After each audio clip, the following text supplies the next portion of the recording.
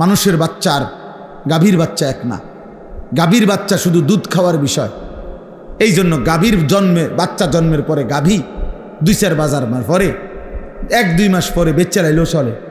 গাভী শুধু বাছুর বড় হয়, মানুষ এরকম করে না যে গাভী ডেপার পরে কি করে লায়, বিক্রি করে লায়, অসুবিধা নাই।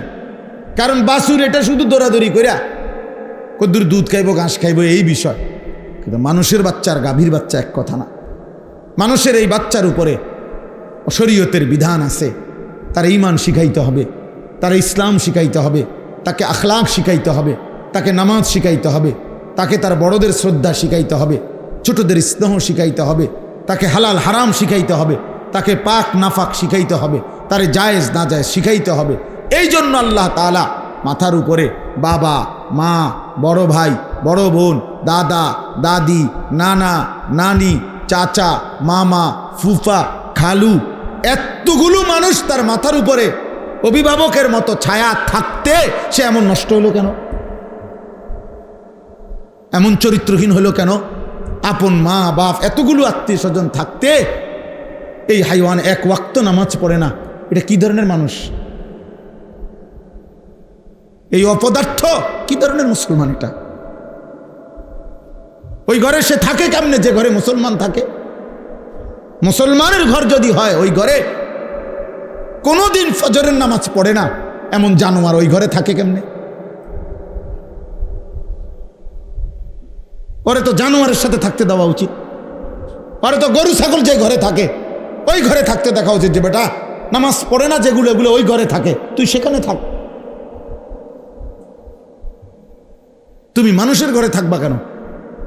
মানুষ তো আল্লাহকে সেজদা করে, মানুষকে তো আল্লাহ বানাইছেনই সেজদার জন্য, ইবাদতের জন্য বানাইছে না? বলেন না কেন? তাহলে বলে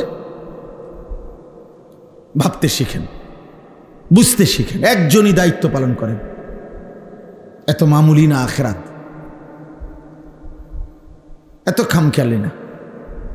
প্রত্যেকে প্রত্যেকের সাধ্যমতো চেষ্টা করেন। আপনি একজনরে বুঝান, আপনি 10 জনকে বুঝান। আপনি আপনার শুধু ছেলেটার ব্যাপারে ভাবেন, আপনি আপনার স্ত্রীর ব্যাপারে ভাবেন। স্ত্রী আপনি ভাবেন বুদ্ধি আছে ইসলামের, কোনোভাবে আপনার বিবি পর্দা করে না, এই বেডিরে কেমনে ঠিক করতে হইব? খোদার কসম ইসলামী শরীয়তে তার সঠিক যথোপযুক্ত জুলুম ছাড়াই ইনসাফপূর্ণ সমাধান আছে। যদি কোনো বিষয়ের সমাধান ইসলামে না থাকে তো সে ইসলাম পূর্ণাঙ্গ না। কথা বলেন না কেন? ইসলাম পূর্ণাঙ্গ দিন কিনা? ইসলাম পরিপূর্ণ কিনা? তাইলে বোঝা গেল সকল বিষয়ে সব অবস্থাতেই ইসলামে সমাধান আছে। তালাক দিবার আগে কি করতে হয় ইসলামে তাও আছে, তালাক দিয়ে ফেললে কি করতে হয় ইসলামে তাও আছে। আছে না? তো নাই কি? নাই কি?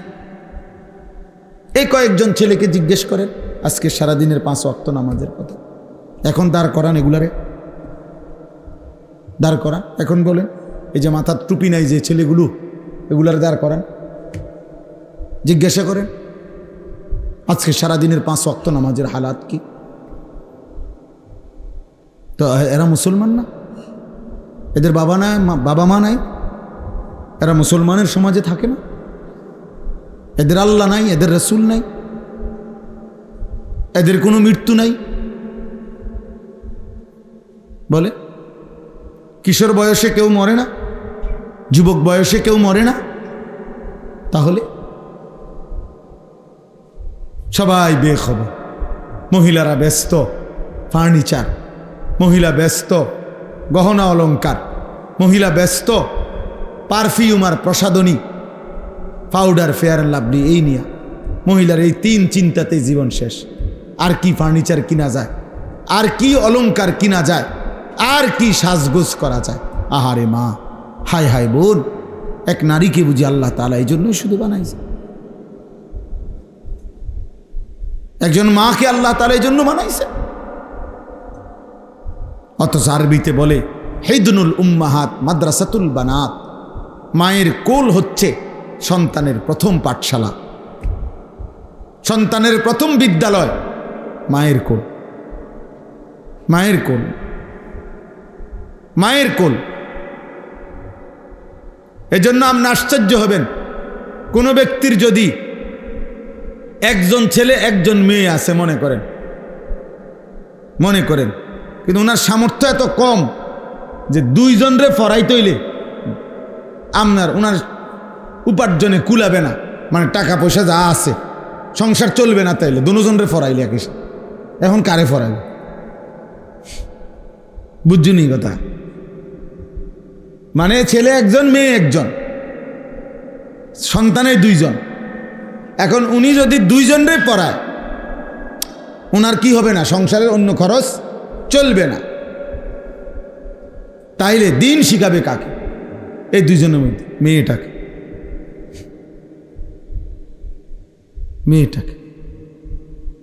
কারণ এই মেয়ে একটি সংসার, এই মেয়ে আগামী দিনে একটা পরিবার, এই মেয়ে আগামী দিনে একটা ঘর। ইন্নামা ইউরিদুল্লাহু লিইউযহিবা আনকুমুর রিজসা আহলাল বাইত।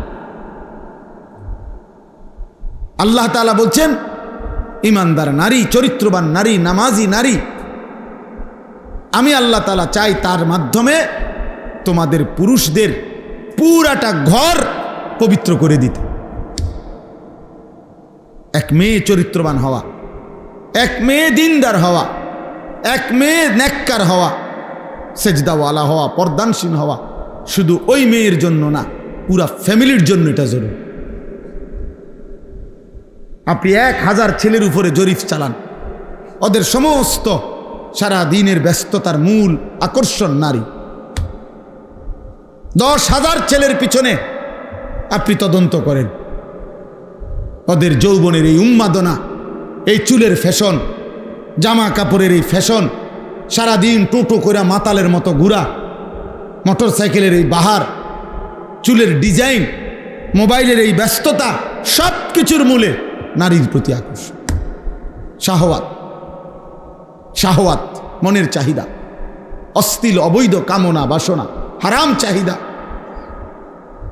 যেন সে বুঝছে, যুবক এই ছেলে বুঝছে যে আমারে বানাইছে নারীর জন্য, নারীর লোভ, নারীর আকর্ষণ, এর জন্যই আমার জীবন। অথচ না, আল্লাহ তাআলা আমাদেরকে ইবাদতের জন্য বানাইছে, আল্লাহ আমাদেরকে ইসলামের জন্য বানাইছেন, আল্লাহর জমিনে কালেমা প্রচারের জন্য বানাইছে। প্রিয় ভাই, একজন ছেলে ভালো হও, একজন। ইমাম সাহেব সালামটা ফিরাইয়া সারে না, 2 রাকাত ফরজের জুমার দিন, ওমা তারে এমন শয়তানে কামড়ায়, একটা কামড়ের লগে হেতে বাইরে যায়, একটা কামড়, মানে তার গুড়া কিরমি তার পেটে এভাবে কামড় দিছে, সাথে সাথে দৌড় দিয়ে বাইরে গেছে। গুড়া কিরমি কামড়ায়, কারণ সে তো আসছে মূলত হাজিরা দিতে। ওই নামাজের জুমার আগের 4 রাকাত সুন্নত, জুমার নামাজের পরে 4 রাকাত সুন্নত, এত কিছু দিয়ে হেড টাইম আছে, হেতে আইসে হাজিরা দিতে। মানুষে দেখছে তো, সারছে তো, জানে যায়, মানুষে দেখছে আপনি যে আইয়েন মুসলিম নাই তো 4 রাকাত সুন্নত জুমার নামাজের পরে, এটা ইমাম সাহেবের বাফের সম্পত্তি। কথা বলেন না কেন? এটা যদি সবার জন্য দরকার না হইতো তো ইমাম সাহেব পড়ে কেন? সামনের কাতারের মুসল্লিগুলো পড়ে কেন? বয়স্ক চাচারা পড়ে কেন? ওনারা বেকুব এই কারণে, ওনারা বোকা এই কারণে। তাহলে এই হাজিরা মার্কা নামাজ আখেরাতে কি মিলবে? আমার শায়েখ আল্লামা মুফতি মুশতাকুন নবী সাহেব বলে যে, হে মুসলমান, যেই নামাজ তোমার মসজিদের থেকে 100 হাত সামনে চা দোকানের আড্ডা, টেলিভিশনের আড্ডা থেকে ফিরাইতে পারল না, সেই নামাজ তোমারে জাহান্নাম থেকে কেমনে ফিরাবে? বুঝাই তো যায় তুমি কি নামাজ পড়ছো, বুঝাই তো যায়। নামাজের মধ্যে যদি ওই যে আপনি লাল কালি দিয়ে যদি ভুল দাগ দেন, তো এরপরে আর সাদা লেখা পাইতেন না, পুরাটাই কি হয়ে যাবে? লাল হয়ে যাবে। আমার এক হুজুর বলছিল, আমি ছাত্রের খাতা কাটছি পরীক্ষার, সিদ্ধান্ত নিয়েছিলাম যে লাল কালি দিয়ে ভুল দাগ দিছি, একটা ভুলে 2 নাম্বার করে কাটা। হুজুরে বলছিল আর কি, এরকমভাবে আমি খাতা কাটছি। একটা ছেলের খাতা কাইটা শেষে লাল কালি দিয়ে দিয়ে ভুলটি তো সব দাগ দিছি। পরে যখন গুনছি এবং হিসাব হইল কি যে প্রতি ভুলে কত নাম্বার কাটা, কয় পরে গুন্না দেখছি আমি তার থেকে আরো 24 নাম্বার পাই ছাত্রের থেকে। তার মানে 62টা ভুল, তো 50 দুগুণে 100 তো গেছে গা। আরো 12টা ভুলের কারণে আরো 24 নাম্বার হুজুরে ফায় হেতে, হয়তো অন্য বিষয়ের থেকে হাওলাত নিতে হবে। মানে ভুলের পরিমাণটা বুঝাইছে আর কি, যে মূল 100 গিয়ে আরো কি 24 আরো রয়েছে ভুল, ওইটা কই থেকে দিব, হয়তো পুঁজিয়ে নাই আর। তা আমাদের নামাজের যদি এমন হয়, আখেরাতে কি নাকি মিলবে বলে, কি নাকি মিলবে? কথা তো ছিল, আল্লাহ তাআলা কোরআনে বলছেন নামাজ গুনাহ থেকে ফিরায়, বলছে না? কথা বলেন না কেন? নামাজ গুনাহ থেকে ফিরায় কিনা আল্লাহ বলছে কিনা? ইন্নাস সালাতা তানহা আনিল ফাহশাই ওয়াল মুনকার। তাহলে এখন নামাজ যদি গুনাহ থেকে না ফিরায়, তাহলে বোঝা গেল আল্লাহর কথা, আল্লাহর কথা কোনটা? আপনার কথা সঠিক না আল্লাহর কথা সঠিক? তো তাইলে নিশ্চয় আমার নামাজে ত্রুটি, নিশ্চয় আমার সেজদাতে ত্রুটি। এই জন্য যারা নামাজ পড়ে না তারা তো পড়েই না, আর যারা পড়ে অথচ গুনাহ থেকে বাঁচে না, আপনি খবর নিলে যাচাই করলে দেখবেন তাদের নামাজের মধ্যে শত শত ভুল। এই কারণে ওই নামাজের ওই শক্তি আসে না যে শক্তিতে তাকে গুনাহ থেকে ফিরান। এই জন্য যারা আবার নামাজ পড়ে, আপনাদেরকে বললাম ওযু নামাজ ঠিক করেন। একজন আলেমের সাথে সম্পর্ক ছাড়া আখিরাতের জীবন সুন্দর হবে না। নিজে নিজে মাতবরি করলে হইতো না, ওলামায়ে কেরামের কাছে আসতেই হবে, আলেমে দ্বীনের কাছে আসতেই হবে, আল্লাহকে ভালোবাসতেই হবে, প্রিয় নবী সাল্লাল্লাহু আলাইহি সাল্লামকে ভালোবাসতেই হবে আখিরাত যদি চান। এই আমার শেষ কথা। আমি শুধু যে আয়াতটা পড়ছি এক কথায়, এটার কোনো বেশি ব্যাখ্যা লাগবে না। আমি একটা আপনাদেরকে শুধু মুখে মুখে বলি, আপনারা বুঝবেন। একটা আয়াত পড়ছি সূরা তাওবার, আয়াতের মধ্যে আল্লাহ তাআলা একদিকে মোট 8টা জিনিস বলছে, আরেক দিকে 3টা জিনিস বলছে। একদম সহজ হিসাব। একদিকে আল্লাহ বলছে এইদিকে 8টা, এদিকে 3টা। বলছে এই 8টি জিনিসের প্রতি তোমাদের আগ্রহ আছে, আমি জানি, ভালোবাসা আছে। তা এই 3টি জিনিসের প্রতি তোমাদের ভালোবাসা, যদি এই 8টির ভালোবাসা তোমাদের এই 3টির চাইতে বেশি হয়, তাহলে তোমরা আল্লাহর পক্ষ থেকে আযাব, শাস্তির অপেক্ষা করো। এই কথাইটা এনে বলছে, আপনি একদম সহজে বুঝবেন। আল্লাহ তাআলা বলেন কুল ইন কানা আবাউকুম, 1 নাম্বার তোমাদের পিতামাতা। পিতামাতার প্রতি মানুষের ভালোবাসা আছে কিনা? কথা বলেন না। এটা হারাম? হারাম না। 2 ওয়া আবনাউকুম, তোমাদের সন্তানদের প্রতি ভালোবাসা। 3 ওয়া ইখওয়ানুকুম, তোমাদের ভাই বেরাদর, ভাই বোন। 4 ওয়া আজওয়াজুকুম, তোমাদের স্ত্রী। 5 ওয়া আশিরাতুকুম, তোমাদের আত্মীয় স্বজন। কয়টা হলো? 5টা। তোমাদের বাবা মা, তোমাদের সন্তানাদি, তোমাদের ভাই বেরাদর, স্ত্রী, তোমাদের আত্মীয় স্বজন। এবার আরও রয়েছে 3টা, 6 ও আমওয়ালুন ইখতারাফতুমুহা, তোমাদের জমানো সম্পদ, যে টাকা পয়সা তোমরা জমাইছো এটার প্রতি তোমাদের আগ্রহ। 7 ও তিজারাতুন তাখশাউনা কাসাদাহা, তোমাদের ব্যবসা, বেচা কিনা, উপার্জন, যেটা দিয়ে তুমি কর্ম তোমার রোজগার করো, যেটারে তুমি খুব পছন্দ করো, যে আমার এই চাকরিটা, আমার এই ব্যবসাটা, আমার এই দোকানটা যদি আমার শেষ হয়ে যায়, আমার এই ফসলটা যদি নষ্ট হয়, আমার এই উপার্জনটা আমার বিরাট ক্ষতি হয়ে যাবে। আল্লাহ বলেন এই তোমাদের পছন্দের কর্ম, যেটা তোমরা করে থাকো।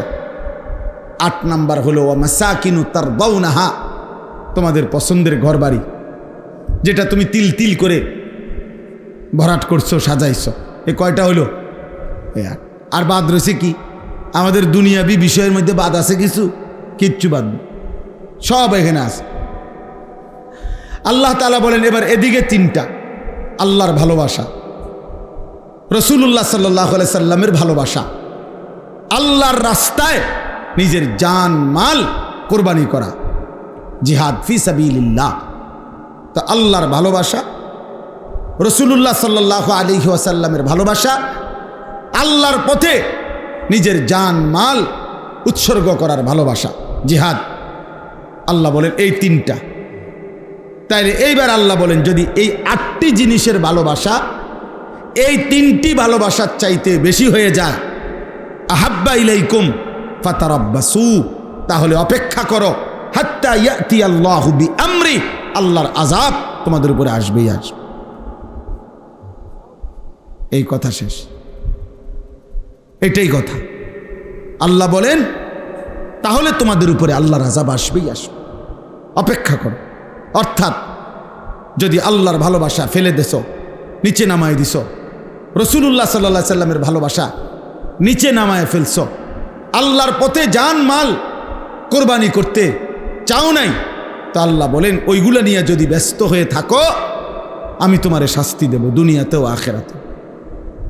দুনিয়াতে বেইজ্জতি করবই করব, আজ না হয় কাল শুনবেন ছেলেটা আপনার নিয়ন্ত্রণে নাই, ছেলের বউটা কষ্ট দিতেছে আপনারে,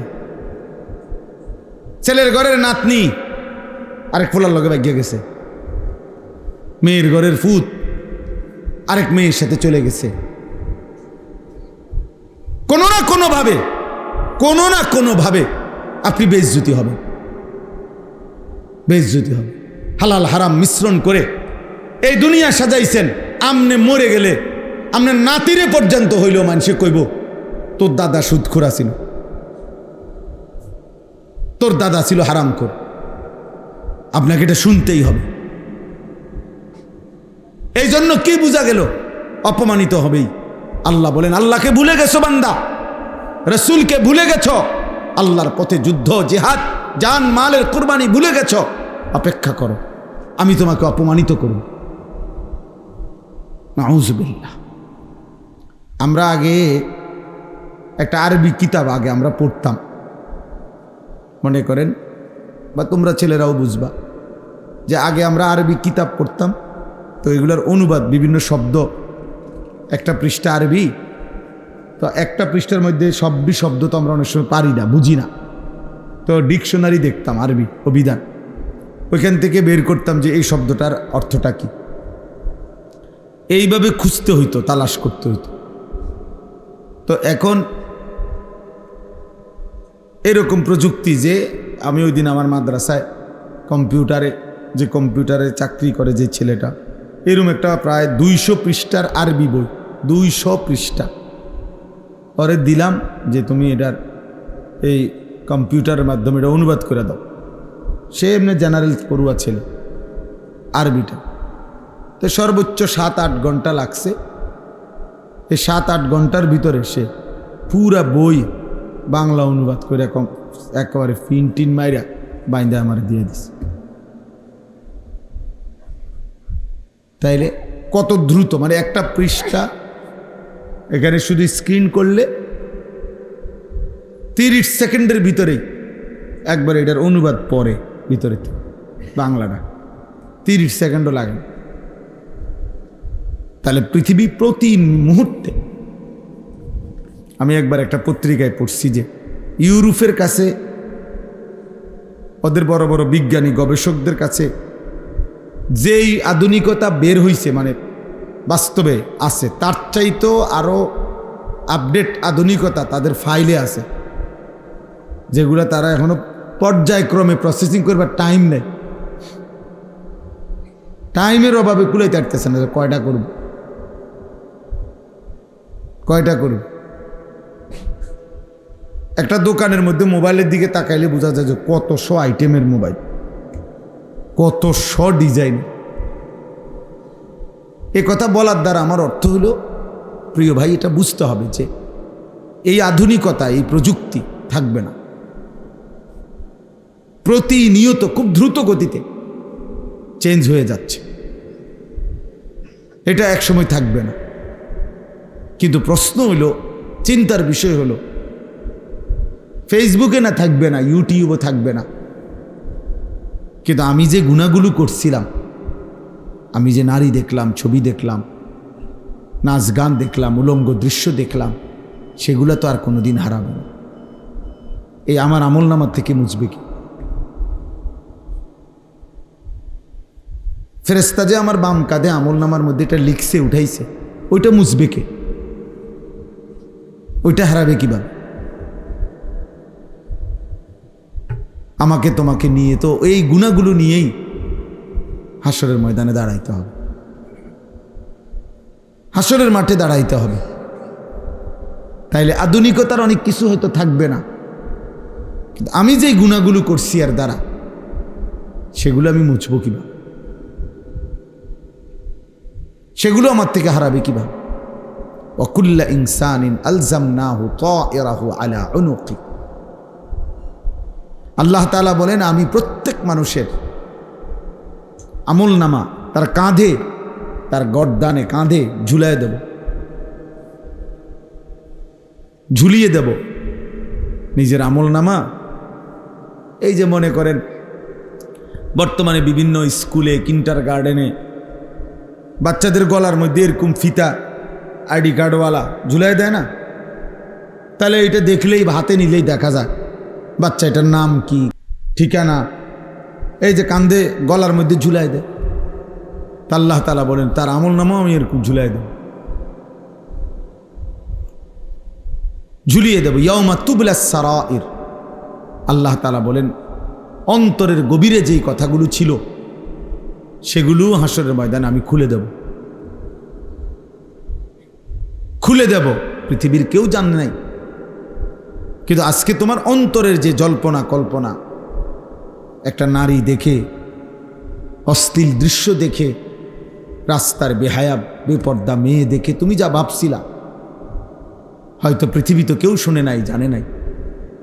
রব্বুল আলামিন বলে, হাসরের ময়দান আমি তা খুলে দেব, তুমি দেখবা। ওয়াজাদু মা আমিলু হাদিরা। তোমরা যা করেছ, আল্লাহ বলে, সব তোমরা তোমাদের সামনে উপস্থিত দেখতে পাবে, লিখিত, সব দেখতে পাবে, সব। আল্লাহ তাআলা, আমি আয়াতটা শুনাই আপনাকে।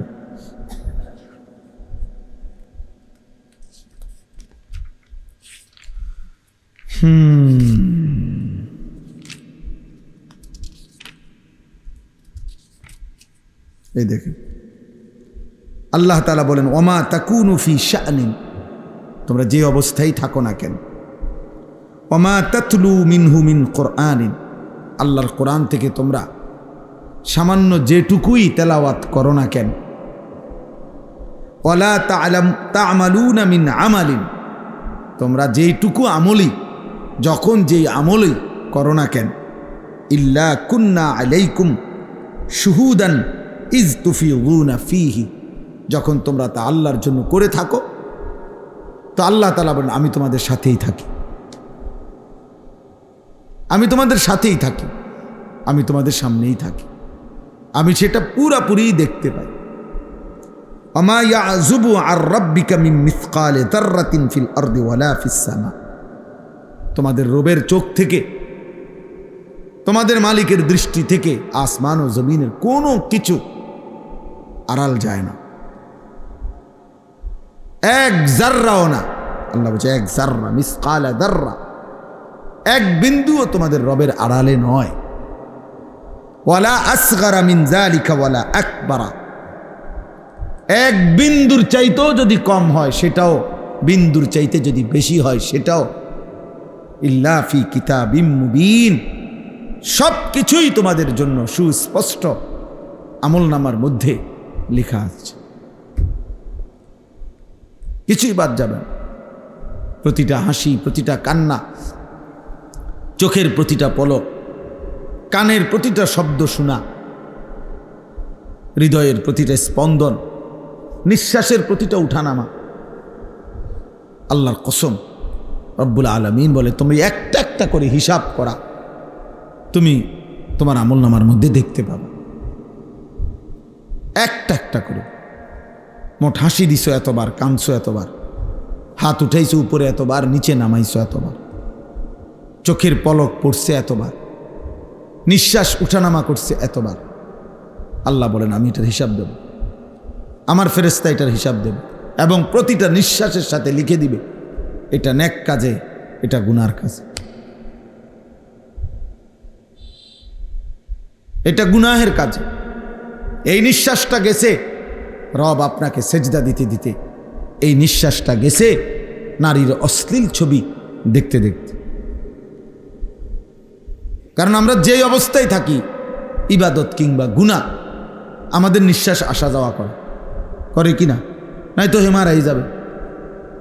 নিঃশ্বাস যদি বন্ধ হয়ে যায় মারা যাবে না? তাহলে আমরা যেই অবস্থায় আছি আমাদের নিঃশ্বাস উঠানামা করে। মা মিন ইমরিইন নাফাসা ইল্লা কুতিবা। আল্লাহর নবী সাল্লাল্লাহু আলাইহি ওয়াসাল্লাম বলেন তোমাদের প্রত্যেকটি নিঃশ্বাস লেখা হয়, প্রতিটা নিঃশ্বাস ফেরেশতা লিখে, ইম্মা ফি তাআতিন ওয়া ইম্মা ফি মাসিয়াত। কোন নিঃশ্বাস নেকি হিসাবে লেখা হয়, কোন নিঃশ্বাস গুনাহ হিসাবে লেখা, গুনাহ হিসাবে লেখা। এজন্য বাপ আমরা এটা বোঝা উচিত, প্রত্যেকেই বিবেক দিয়ে, ইনসাফ। বিবেক মরে গেলে কিছু থাকে না, যার দিল মরে যায় সে আসলে মৃত। অন্তর যার মৃত, অন্তরে যার নড়াচড়া নাই, শোধবোধ নেই। মানুষ যখন কোনো সময় কিছু মানুষ আছে এমন মাজুর, এমন অসুস্থ যে এই যে হাতটা 24 ঘন্টা নড়ে, বেচারার আর নিজস্ব কোনো কি নেই, এটা থামাইবার ক্ষমতা নেই। কোনো মানুষের অন্তর কখনো এমন হয় যে নাফরমানি করতে করতে, আল্লাহর অবাধ্য হইতে হইতে বিবেক অনুভূতি একদম মরে যায়। ফলে আর বছরের পর বছর আল্লাহর নাফরমানি করার পরেও হৃদয়ের মধ্যে, কলিজার মধ্যে একটু জ্বলন অনুভব হয়, অস্থিরতা আসে না, ব্যথা আসে না। এটা বহুত বড় লানত, বহুত বড় আফসোস, বহুত বড় আফসোস। দিনের পর দিন মিথ্যা বলতেছে, চুরি করতেছে, জিনা করছে, ব্যভিচার করতেছে, সুদ খাইতেছে, ঘুষ নিতেছে, কিস্তি করতেছে। 60 বছর স্বাভাবিকভাবে বিড়ি খাইতেছে, সিগারেট খাইতেছে, সকালে রাতে প্রকাশ্যে, রাস্তায়, বাজারে, দোকানে, বেডুইতের সামনে, বেডুইতের সামনে, ফোলাইনের সামনে। হ্যাঁ, এটা কি ধরনের বুড়া মানুষ আমি বুঝি না। আমার কাছে খুব অবাক লাগে যে এটা এবারটা কি ডকের বুড়া মানুষ। এটা মুসলমান কি জাতের মুসলমান? এটা এবারটার কাছে বুঝি কোনো জায়গায় এটা গুনাহ মনে হয় না। যখনই মন চাইছে বিড়ি খুলে ধরাইছে, খাইতে আছে, বা বেউকুফ, আশ্চর্য মতো। টয়লেটে খাইতো না, কই খাইতো? বেটার 24 ঘন্টার আমল, তো টয়লেট একটা জায়গা না? এটা তো শরমের কিছু না। যার কোনোখানে শরম নাই, হ্যাঁ বেটার চিন্তা করে টয়লেটে খাইছে। তার টয়লেটে খাইলে কি? সে তো তার শরমে নাই, তো সব জায়গায় খাবে। এই জন্য বললাম এটা খুব সাংঘাতিক। একজন মহিলা প্রত্যেক দিন বেপর্দা, প্রতিদিন রাস্তার পাশে পুকুরে গোসল করে। ওমা, এটা কি অপদার্থ মহিলা! এই মহিলা তো মহিলা বলতে কিছু নাই। আর এক নারীর শরীরে যে হায়া, সৃষ্টিগতভাবে লজ্জা, আল্লাহ তাআলা পুরুষের চাইতে বেশি দিয়ে নারীকে তৈরি করছে। নারী মানেই লাজুক, নারী মানেই লজ্জাশীলা নারী। ওই পাতা, এটারে কেন লজ্জাবতী পাতা কয়? ওই যে একটা পাতা আছে না, একটা হাত ছুইলেই, একটু লাগলেই আস্তে গুটায় যায়, আস্তে মিশে যায়। আগে এগুলা খুব ছিল, আমরা স্কুলে পড়তে খুব মজা পাইতাম। এগুলা ইচ্ছা করে গিয়ে হাত লাগাইতাম, মানে দেখতে ভালো লাগতো এটা। তো নারী মানেই লজ্জাশীল, নারী মানে হায়া, শরম, লজ্জা, শালীনতা, এটা তার সৃষ্টির মধ্যে আল্লাহ দিছেন। সেই নারী যখন বেপর্দা হয়, বেহায়া হয়, চরিত্রহীন হয়, তো এইটা বেশি দুর্গন্ধ ছড়ায়। এই জন্য আশ্চর্য হবেন, কোরআন কি বিজ্ঞচিত আল্লাহ তাআলা বলছে, পুরুষ এবং নারী যদি জিনা করে, ব্যভিচার করে, তো পুরুষ তো হায়া কম করতে পারে, কিন্তু নারীর শরীরে লজ্জা হায়া তো আল্লাহ তাআলা অত্যধিক মাত্রায় দিছিলেন। যে নারী সেই লজ্জার বাঁধন ছিঁড়ে ফেলছে, হায়াত ছুটায় ফেলছে, ও পুরুষের চাইতে নিকৃষ্ট। এই জন্য আল্লাহ তাআলা কোরআনে ব্যভিচারী নারী পুরুষের শাস্তির কথা বলতে গিয়ে প্রথম নারীর কথা উল্লেখ করছে, আয-যানিয়াতু ওয়াজ-যানি। বুঝাইতে চাইছে যে পুরুষের দ্বারা হইল, এই নারীর দ্বারা তো এটা হওয়ার কথা না, এক নারীর দ্বারা তো এটা হওয়ার কথা না, এক মহিলার দ্বারা, এক মেয়ের দ্বারা তো এটা হওয়ার কথা না।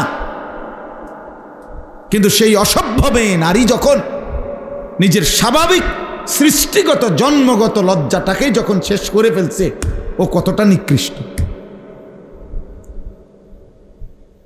এই জন্য কোরআনে আছে, ইয়া নিসা আন-নাবিয়্যি মান ইয়াতি মিনকুন্না বিফাহিশাতিন মুবায়্যিনা ইউদাআফ লাহাল আযাবু দি'ফাইন ওয়া কানা যালিকা আলাল্লাহি ইয়াসীরা।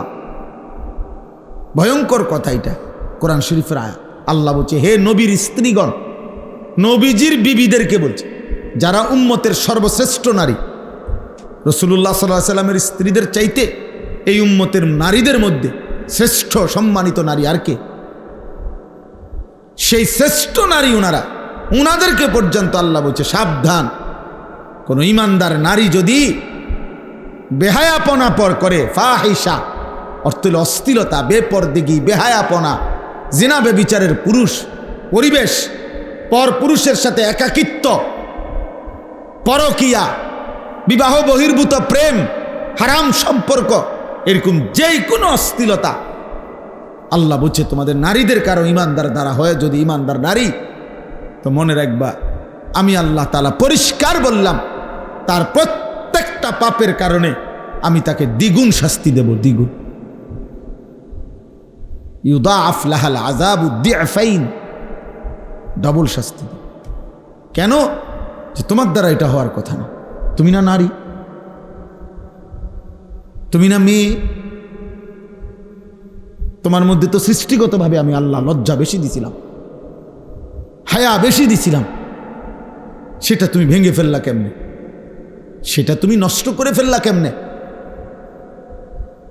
বলেন, ওয়াকানা যালিকা আলাল্লাহি ইয়াসীরা। আল্লাহ বলেন, যদি কেউ প্রশ্ন করে, নবীর বিবিদেরকে পর্যন্ত বলতেছেন আল্লাহ আপনি, আল্লাহ বলছে, হ্যাঁ, এটা আমি আল্লাহর জন্য সহজ, আমার কাছে দিন বড়, আমার কাছে আল্লাহর বিধান বড়, আল্লাহর বিধান বড়। সে নবীর বিবি হোক, অপরাধ অন্যায় করলে আমি তাকেও দ্বিগুণ শাস্তি দেব। কোরআন শরীফে আছে মিয়া, আমাদের নবীজিকে আল্লাহ কি বলছে? নবীকে সাল্লাল্লাহু আলাইহি ওয়াসাল্লাম, নবীজিকে ডাইরেক্ট আল্লাহ বলছে, বন্ধু, ওয়ালাউ তাকাওয়ালা আলাইনা বা'দাল আকাবিল লাআখাযনা মিনহু বিল ইয়ামিন সুম্মা লাকাতা'না মিনহুল ওয়াতিন। তোমরা ছেলেরাও শোনো মিয়া, আল্লাহ বলে আমাদের নবীকে বলছে, মাহবুব তিনি, হাবিব, কলজার টুকরা, আল্লাহ পাকের এর চাইতে প্রিয়জন আর কেউ হইতে পারে? কথা বলেন না। সবচেয়ে প্রিয় আপন কলিজার টুকরা, সেই বন্ধুকে আল্লাহ বলছে, বন্ধু, আপনি যদি আমার নামে একটা কথা বানাইয়া বলেন, বানোয়াটি কোনো কথা, আমি বলি নাই এমন কথা, যদি আমি আল্লাহর নামে বলেন, আমি প্রথমত আপনার ডান হাত, এই ডান হাত লাআখাযনা মিনহু বিল ইয়ামিন, আপনার ডান হাত টেনে ধরবো। কারো যদি আপনি হাত টান দেয় তো মাথাও টাইনা চলে আসবে, মাথা নিচের দিকে আসবে না? তা আল্লাহ বলেন, এরপরে আপনার গর্দানটা আপনার শরীর থেকে একটা কোপ দিয়ে আলাদা করে ফেলুন। কোরআন শরীফের আয়াত। কাকে বলছে? জি জি জি, বুঝছেন বাংলা কথা? ওয়ালাউ তাকাওয়ালা আলাইনা বা'দাল আকাবিল, লাআখাযনা মিনহু বিল ইয়ামিন সুম্মা লাকাতানা মিনহুল ওয়াতিন।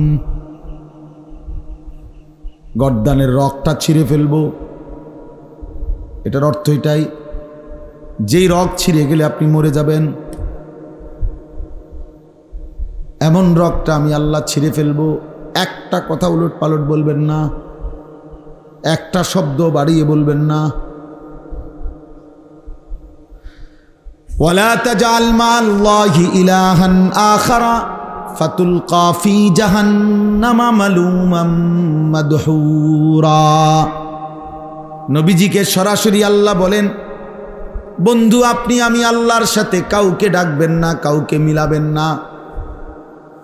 আমি আল্লাহর সাথে এক বিন্দু শিরিক করবেন না।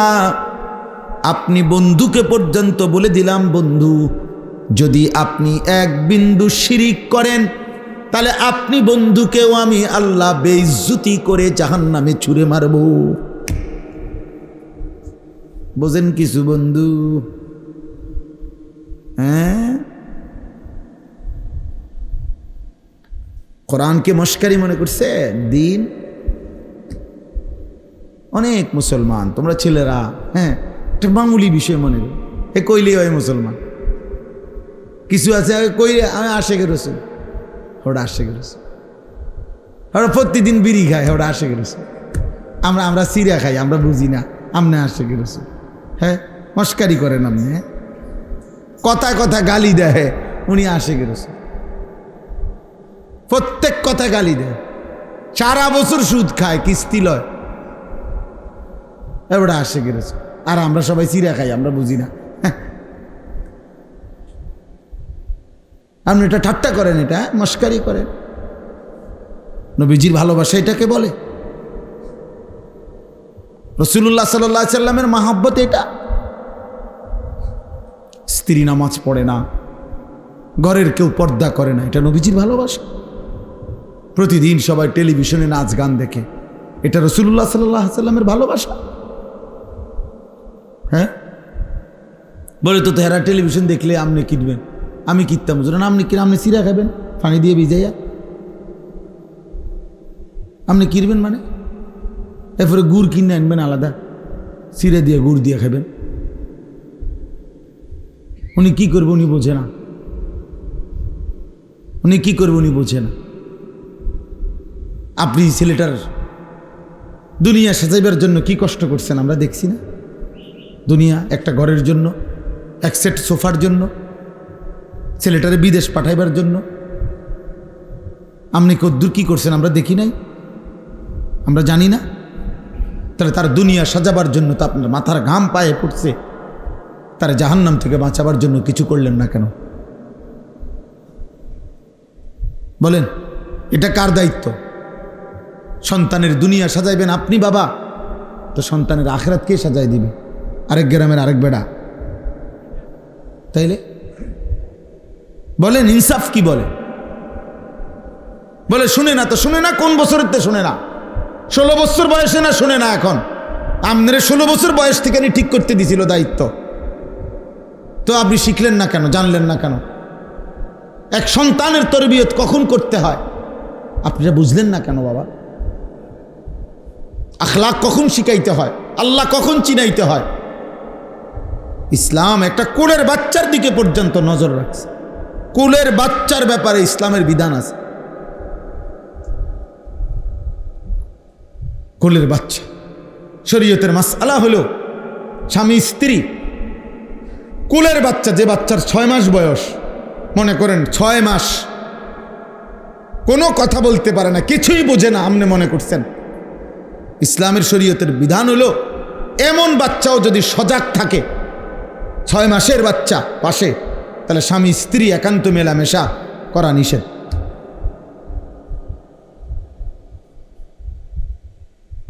ছয় মাসের বাচ্চা হোক সে, কারণ তার নজর আছে, তো এই নজরের উপরে প্রভাব বিস্তার করে। একদিন আপনি কি মনে করেন দীর্ঘদিন যাবৎ অনাদরে অবহেলায়, সেই ছোট্টবেলার থেকে তাকে অনাদরে আর অবহেলায় আপনি বড় করছেন, আজকে 16 বছর বয়সে এই অপদার্থ আর এক ওয়াক্ত নামাজও পড়ে না। এটা কি আজকের থেকে শুরু হয়েছে? বলে না হুজুর, আমি 12 বছর পর্যন্ত 14 বছর পর্যন্ত তারা আমি নামাজ পড়াইছি, আজ যা 6 মাস হয় আর এক ওয়াক্ত নামাজ পড়ে না, এমন? তাইলে 6 বছর বয়সে তো তার ঘাড় এখন যেরকম মোটা আমি দেখায়, 6 বছর বয়সে তো তার ঘাড় এত মোটা ছিল না। 8 বছর বয়সে তো তার এমন ঘাড় মোটা ছিল না।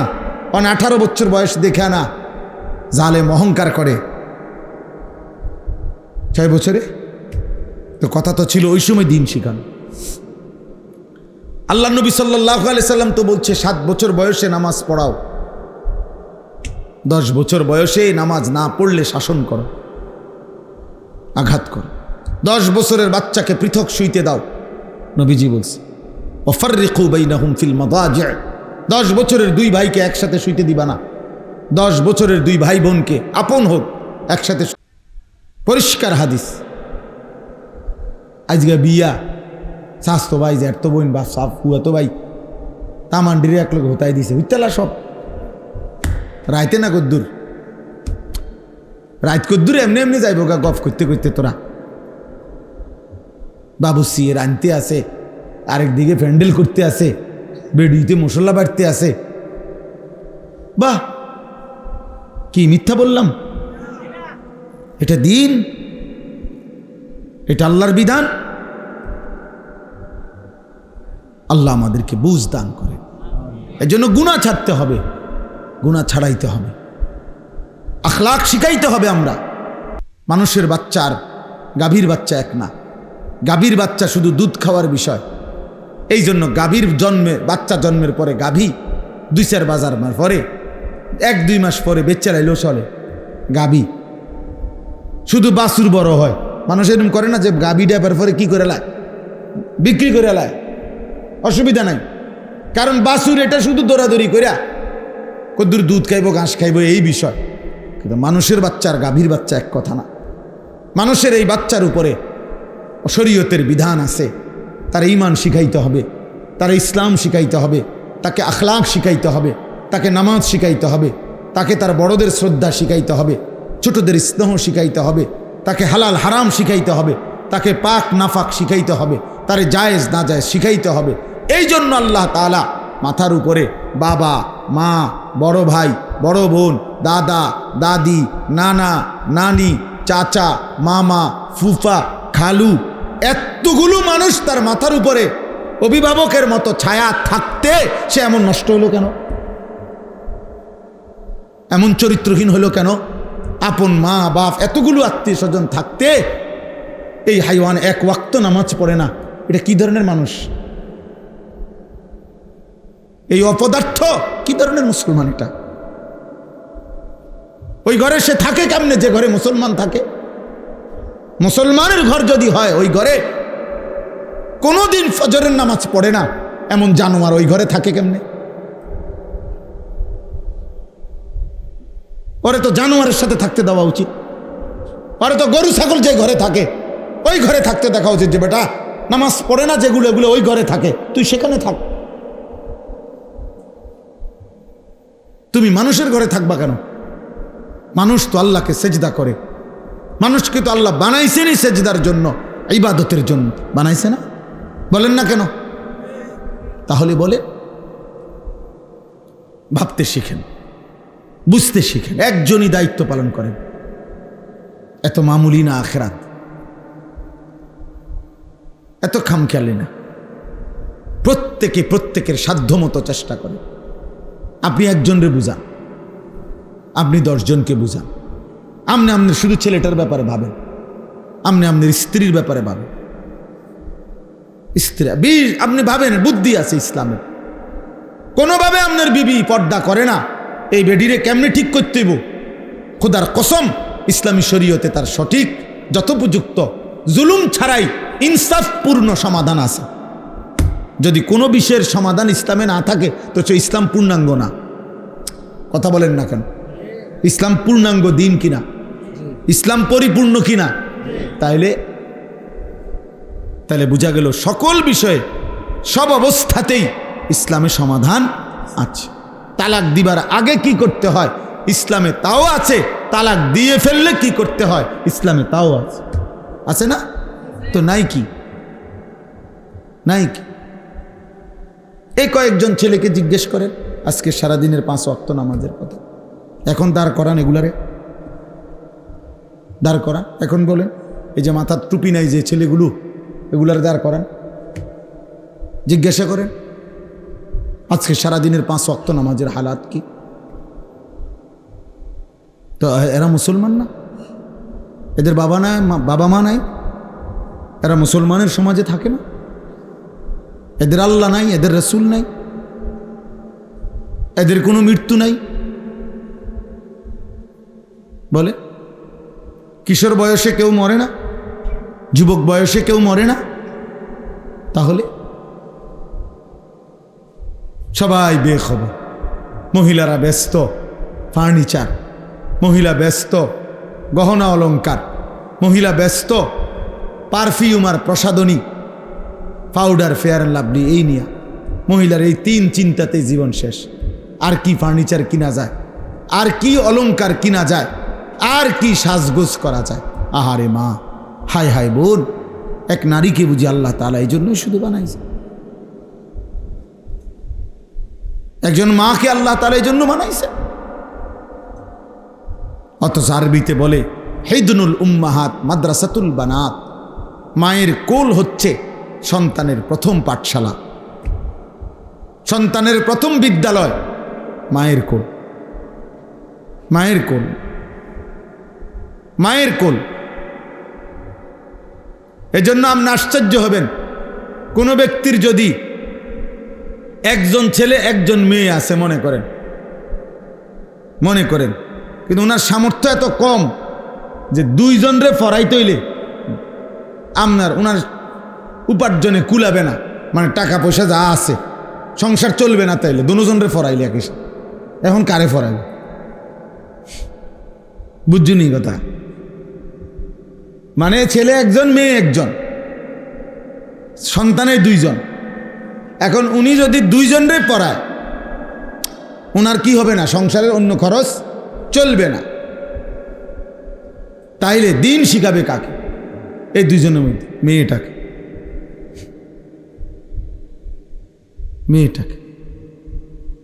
কারণ এই মেয়ে একটি সংসার, এই মেয়ে আগামী দিনে একটা পরিবার, এই মেয়ে আগামী দিনে একটা ঘর। ইন্নামা ইউরিদুল্লাহু লিইউযহিবা আনকুমুর রিজসা আহলাল বাইত। আল্লাহ তাআলা বলছেন ইমানদার নারী, চরিত্রবান নারী, নামাজি নারী, আমি আল্লাহ তাআলা চাই তার মাধ্যমে তোমাদের পুরুষদের পুরাটা ঘর পবিত্র করে দিতে। এক মেয়ে চরিত্রবান হওয়া, এক মেয়ে দিনদার হওয়া, এক মেয়ে নেককার হওয়া, সেজদাওয়ালা হওয়া, পর্দানসীন হওয়া, শুধু ওই মেয়ের জন্য না, পুরা ফ্যামিলির জন্য এটা জরুরি। আপনি 1000 ছেলের উপরে জরিপ চালান, ওদের সমস্ত সারা দিনের ব্যস্ততার মূল আকর্ষণ নারী। 10,000 ছেলের পিছনে আপনি তদন্ত করেন, ওদের যৌবনের এই উন্মাদনা, এই চুলের ফ্যাশন, জামা কাপড়ের এই ফ্যাশন, সারাদিন টোটো করে মাতালের মতো ঘুরা, মোটর সাইকেলের এই বাহার, চুলের ডিজাইন, মোবাইলের এই ব্যস্ততা, সব কিছুর মূলে নারীর প্রতি আকর্ষণ, শাহওয়াত, শাহওয়াত, মনের চাহিদা, অশ্লীল অবৈধ কামনা বাসনা, হারাম চাহিদা। যেন সে বুঝছে, যুবক এই ছেলে বুঝছে যে আমারে বানাইছে নারীর জন্য, নারীর লোভ, নারীর আকর্ষণ, এর জন্যই আমার জীবন। অথচ না, আল্লাহ তাআলা আমাদেরকে ইবাদতের জন্য বানাইছে, আল্লাহ আমাদেরকে ইসলামের জন্য বানাইছেন, আল্লাহর জমিনে কালেমা প্রচারের জন্য বানাইছে। প্রিয় ভাই, একজন ছেলে ভালো হও, একজন। সারা পৃথিবীতে আমরা 150 কোটি মুসলমান, 150 কোটির চাইতে বেশি, আমরা 150 কোটি, তার চাইতে বেশি, 200 কোটির কাছাকাছি। আর সারা পৃথিবীতে ইহুদি 2 কোটি, আর সারা পৃথিবীতে মুসলমান 150 কোটি, তার চাইতেও বেশি। কোথায় 150 কোটি? আমাদের ঢাকা শহরে কত মানুষ? 30,000। 30,000 মানুষ। সায়দাবাদে দাঁড়ায় তাই 30,000 মানুষ। বৃহস্পতিবারে বাসের লাগে যাত্রাবাড়ি সায়দাবাদ গুনলে তো মনে হয় 30,000 মানুষ। হ্যাঁ, শুধু ঢাকার কথা বললাম, তাহলে সারা পৃথিবীর এত কোটি কোটি মুসলমান, আমাদের চোখের সামনে মাত্র 1 কোটির চাইতে কম তারা আমাদের উপরে এই পরিমাণ জুলুম করছে। একটা বাচ্চা ওই দিন দেখছি পত্রিকায়, 12 কিলোমিটার পথ, এই 12 কিলোমিটার এতিম সন্তান পায়ে হাঁটা গেছে একটা রুটির জন্য। রুটিটা যখন হাতে নিছে তখন রুটি হাতে অসহায় বাচ্চা শহীদ হয়ে গেছে। রুটিটা আর খাইতে পারে না। আমার মনে হয়েছে কি জানো, আমার মনে হয়েছে যেন বাচ্চাটা যেন বলছে রুটিটা পাইয়া যে, আয় আল্লাহ, শুধু রুটি খাবো কেমন, আমি ছোট মানুষ, ঝোলও নাই, তরকারিও নাই, কিচ্ছুই তো নাই। তো আল্লাহই যেন বলছে, আচ্ছা ঠিক আছে, আমার কাছে চলে আয়, আমি জান্নাতে তোরে গোশতও দেব, ঝোলও দেব, রুটিটা নিয়ে আইসা পর, থাকিস আর এই দুনিয়া। ও রুটি হাতেই জান দিয়ে দিস। আর তোমরা নারী দেখো, দেখো বাবা ঠিক আছে, তোমরা ছবি দেখো, ওই দেখো, ওই ছেলে দেখো, ওই ওরা 3-4 জন, মানে ওরা ওদের শয়তানের মধ্যে আছে। শয়তান ওদেরকে কোনো জায়গা থেকে ছাড়ে না। ইবলিস তা করে ছাড়তেই চায় না, প্রতিবন্ধীর মতো হাসে। তার সিরা যারা এরকম কি লেগে হাসে কইতারে না।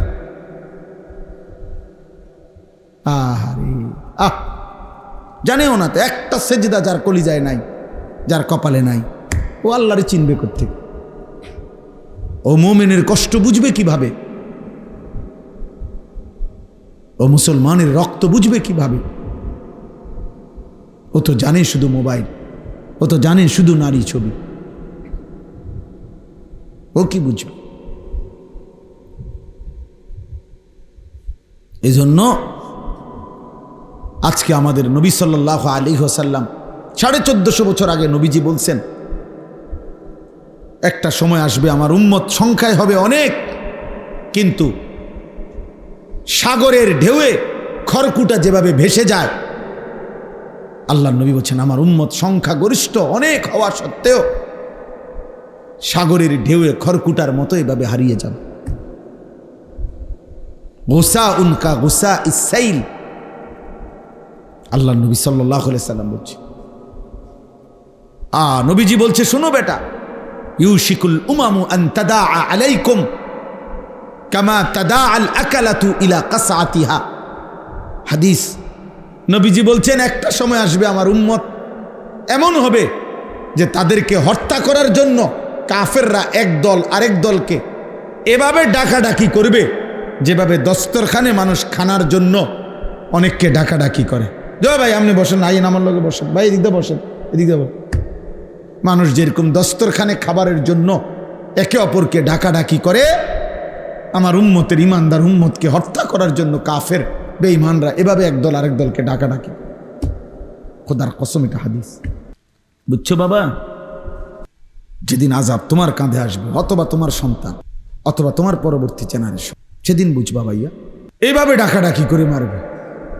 আজকে প্রত্যেকটা বোমার উপরে ইসরায়েলের এই বেঈমানরা একটা গাজা, একটা সিটি সমান করে ফেলছে। একটা বাড়ি, একটা ভবন নাই।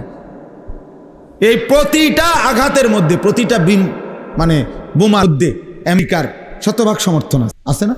বলে একটা কাফের তো নাই, সব নারাজ আছে, এরকম কেউ নাই, সব তলে তলে উর্ফি দিয়ে আপনি বিবৃতি দেয়। কিছু কিছু রাষ্ট্র আছে আপনি একটু বিবৃতি মারে আর হুদা, এটি এক ধরনের ধোকা দেখানো আর কি। একটা বিবৃতি দিল আর গভীর নিন্দা জানাচ্ছি, হ্যাঁ, গভীর শোক প্রকাশ করতেছি, দৃষ্টান্তমূলক শাস্তি দাবি করছি, এটি তো মুখস্থ বলি, এটি হলো বানোয়াটি কথা। আমাদেরকে হত্যা করার জন্য, আমাদের মুসলমানদেরকে নিশ্চিহ্ন করার জন্য এই তো 2 দিন হয়েছে পুনরায় আবারও কোরআনুল কারীমকে প্রকাশ্যে আগুনে পুরানো হয়েছে, শুনছেন না? প্রতিনিয়ত একটা গ্যাপ দিয়া মনে করো প্রতি 6 মাস পর পর, প্রতি 9 মাস পর পর, প্রতি 3 মাস পর পর আমাদের দেশেও বহির্বিশ্ব কাউরে না কাউরে দিয়ে দুশ্মন হয় ইসলামকে, নয়তো আমাদের নবীজিকে, নয়তো কোরআনকে কোনো না কোনোভাবে অপমান করে, বিদ্রুপ করে। বারবার জানে এই জাতির অপদার্থ যুবক নড়বে না আর। ওরারে যে মোবাইল ধরাই দিছি ওইটাই সারবে। তোমরা জানো ছেলেরা, গোটা পৃথিবীতে ইসরায়েলের কোনো নামি দামি কোটি পারমাণবিক শক্তিধর দেশ, পৃথিবীর সবচেয়ে বেশি সম্পদ ইহুদিদের কাছে। সারা পৃথিবীর সবচেয়ে বড় সংবাদপত্রের যত কিছু, সারা পৃথিবীর যত ব্যবসা, যত মাল্টিন্যাশনাল কোম্পানি, সব কিছুতে সবচেয়ে বেশি সম্পদের অধিকারী। ওইখানে দিবা রাত্রি 24 ঘন্টায় 1 মিনিট কর্ম অফিস বন্ধ হয় না। পৃথিবীতে ইসরায়েল এই রাজধানী যে তেল আবিব, ওইখানে কখনো রাত হয় না। ওদের ওইখানে এটা তাদের কথা হইলো, আমাদের এই শহরে কখনো কি হয় না, রাত হয় না। মানে শিফটে কোনো না কোনো গ্রুপ ডিউটি করতেছে, কাজ করতেছে। মনে করেন এখন একটা টাইম, যেমন এখন মনে করেন আমাদের ঢাকার সমস্ত অফিস আদালত বন্ধ, এই মুহূর্তে বন্ধ না, আবার কালকে সকালে খুলবো। কথা বুঝেন নাই না? তাদের এমন হয় না। হ্যাঁ, তাদের কি এমন হয় না? তাদের অফিস আদালতের সকল কার্যক্রম শিফটে চলতে থাকে, তাদের কখনো রাত হয় না। এরকম তারা এইভাবে তারা এই সারা পৃথিবীটাকে দখল করে রাখছে। সব তারা এর ভেতর দিয়েই আমাদের উপরে প্রতিনিয়ত জুলুম করছে। সব সময় ইসলামকে বিদ্রুপ করে, কোরআনকে বিদ্রুপ করে। এই বাংলাদেশেও প্রায় সময় একটু পর পর ওই যে অমুক হিন্দু, অমুক নাস্তিক, অমুক ব্যক্তি রাসূলুল্লাহ সাল্লাল্লাহু আলাইহি সাল্লামকে অপমান করে, বিদ্রুপ করে। কারণটা কি? কারণটা কি? আমাদের ঈমান যাচাই করে। ওরা জানে আমাদের যুবক আর নড়বে না, ও মোবাইল দেখে, ও নারী দেখেই জীবন পার করে দিস, ও ছবি দেখতে দেখতে রাত শেষ, ও উলঙ্গ দৃশ্য দেখতে দেখতে রাত শেষ। আল্লাহ আমাদেরকে হেফাজত করেন, আল্লাহ তাআলা আমাদেরকে হেফাজত করেন। আমাদের এটা ভাবা উচিত। আমরা রাত দিন চিন্তা করি, সারাদিন ভাবি কি করা যায়, আর কি করতে পারি, আর কি করা যায়। আলহামদুলিল্লাহ, চেষ্টা করা উচিত। এই নজরুল আমি এমনি বলতেছি, ওরে আমি কত সময় কত ধমকাই একটা মজলিসের জন্য, এই একটা ইসলাহী মজলিস চালু রাখার জন্য আমারে কত বিরক্ত করে দিন রাত। কিন্তু ফিকির আছে যে 2টা মানুষই শুনুক। এই আপনারা কয়েকজন মানুষ তিল তিল করে কষ্ট করে আলহামদুলিল্লাহ একটা ছোট মসজিদের জায়গার ব্যবস্থা হয়েছে, এরপর একটা বড় জায়গার ব্যবস্থা হয়েছে। এখন আমার ওই দিন শুনাইতে আছে যে কোন আল্লাহর বান্দারা বাহ মাদ্রাসা করে দিবে, মসজিদ হবে, মাশাআল্লাহ। কেউ ভাবছে এরকম? কেউ কল্পনা করছো তুমি? নাহি। আশ্চর্য, আলহামদুলিল্লাহ, আল্লাহ বরকত দান করে। কালকে জুমার নামাজের পরে, ভাই নজরুল শুনো, কালকে জুমার নামাজের পরে আমার ঢাকার মসজিদে 2 ছেলে আসছে। ওরা ল্যাপ তোষক বেচে, বুঝছো নি, ল্যাপ তোষকের দোকানদার। আমার বয়ান শুনছে ফজরের নামাজের ব্যাপারে। আমার একটা বয়ান আছে সন্দ্বীপের একটা ঘটনা, যে সন্দ্বীপ চট্টগ্রাম, ওখানে 4টা ছেলে কলেজের, ওরা একবার সিদ্ধান্ত নিছিল 2023 সালে যে তারা তাদের বন্ধুদেরকে ফজরের নামাজের জন্য উঠাবে, ফজর ক্যাম্পেইন। পরে 1 বছর মেহনত করে তারা প্রায় 4000-এর মতো পুরা উপজেলার এই কিশোর যুবক, যারা তখন নিয়মিত ফজরের নামাজ পড়ে, ফজর ক্যাম্পেইন করে তারা। তো এই ছেলে বলতেছে, হুজুর আমি আপনার এই ওয়াজটা শুই না, আমার এলাকায় আমি উদ্যোগ নিছি, আজকে মাসখানিক লেফ তুসুক বেশি না ফোলা আমি উদ্যোগ নিয়ে আমরা দুই বন্ধু 2-3 জনে মিলে এখন আলহামদুলিল্লাহ এই 1-1.5 মাসের ভিতরে 160 জন লিস্টি করা দেখাইছে লিস্টি আমরা প্রত্যেক দিনে 160 জন ফজরের নামাজ জামাতে পড়ে আমরা চেষ্টা করতেছি প্রতিদিন। তো তারা আমার গাড়ি তো আছে কাগজটা, তারা এমন সুন্দর করে বিভিন্ন বাণী লিখে লিখে ছেলেদের কাছে দাওয়াত দেয়। তো দিয়া নিচে লেখছে তাগো একটা এই কাফেলাটার নাম কি? কাফেলার নাম হইল বেনামাজিকে খুঁজে বেড়াই, নামাজিকে বন্ধু বানাই। এরকম শুনছে জীবনে আর কথা? এমন সুন্দর কথা এই ফুলার মাথার থেকে যে এমন সুন্দর বুদ্ধি আইবা আপনি বুঝছেন কোনো, ভাবছেন কোনো দিন? কি সুন্দর কথা না? আমিও তো জীবনে এমন সুন্দর কথা ভাবি নাই। বেনামাজিকে বন্ধু খুঁজে বেড়াই, মানে তারা তালাশ করি আর কি, যে করে করে তারা ডাকি আমরা, আর নামাজিকে বন্ধু বানাই।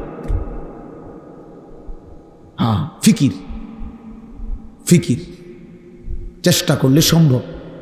একটু একটু কাজ যদি সবাই করে যার যার জায়গা থেকে, জায়গা পৃথিবীর, আমার কাছে কিতাব আছে, আমার গাড়িতেও আছে, পৃথিবীর 4 ভাগের 1 ভাগ হলো মুসলমান।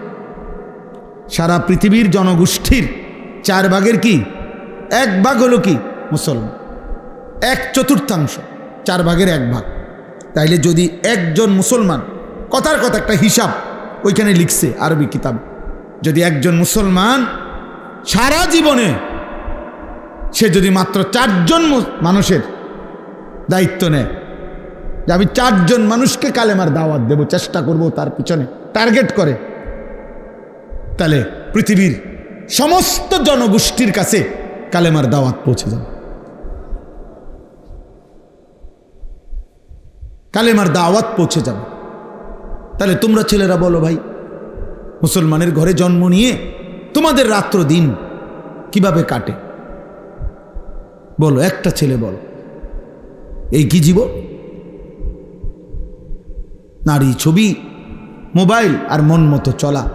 কে তোমার বাবা, কে তোমার মা, কে তোমার আল্লাহ, কে তোমার নবী, কে তোমার রসুল, কে তোমার কিতাব, কিচ্ছু চেনো না।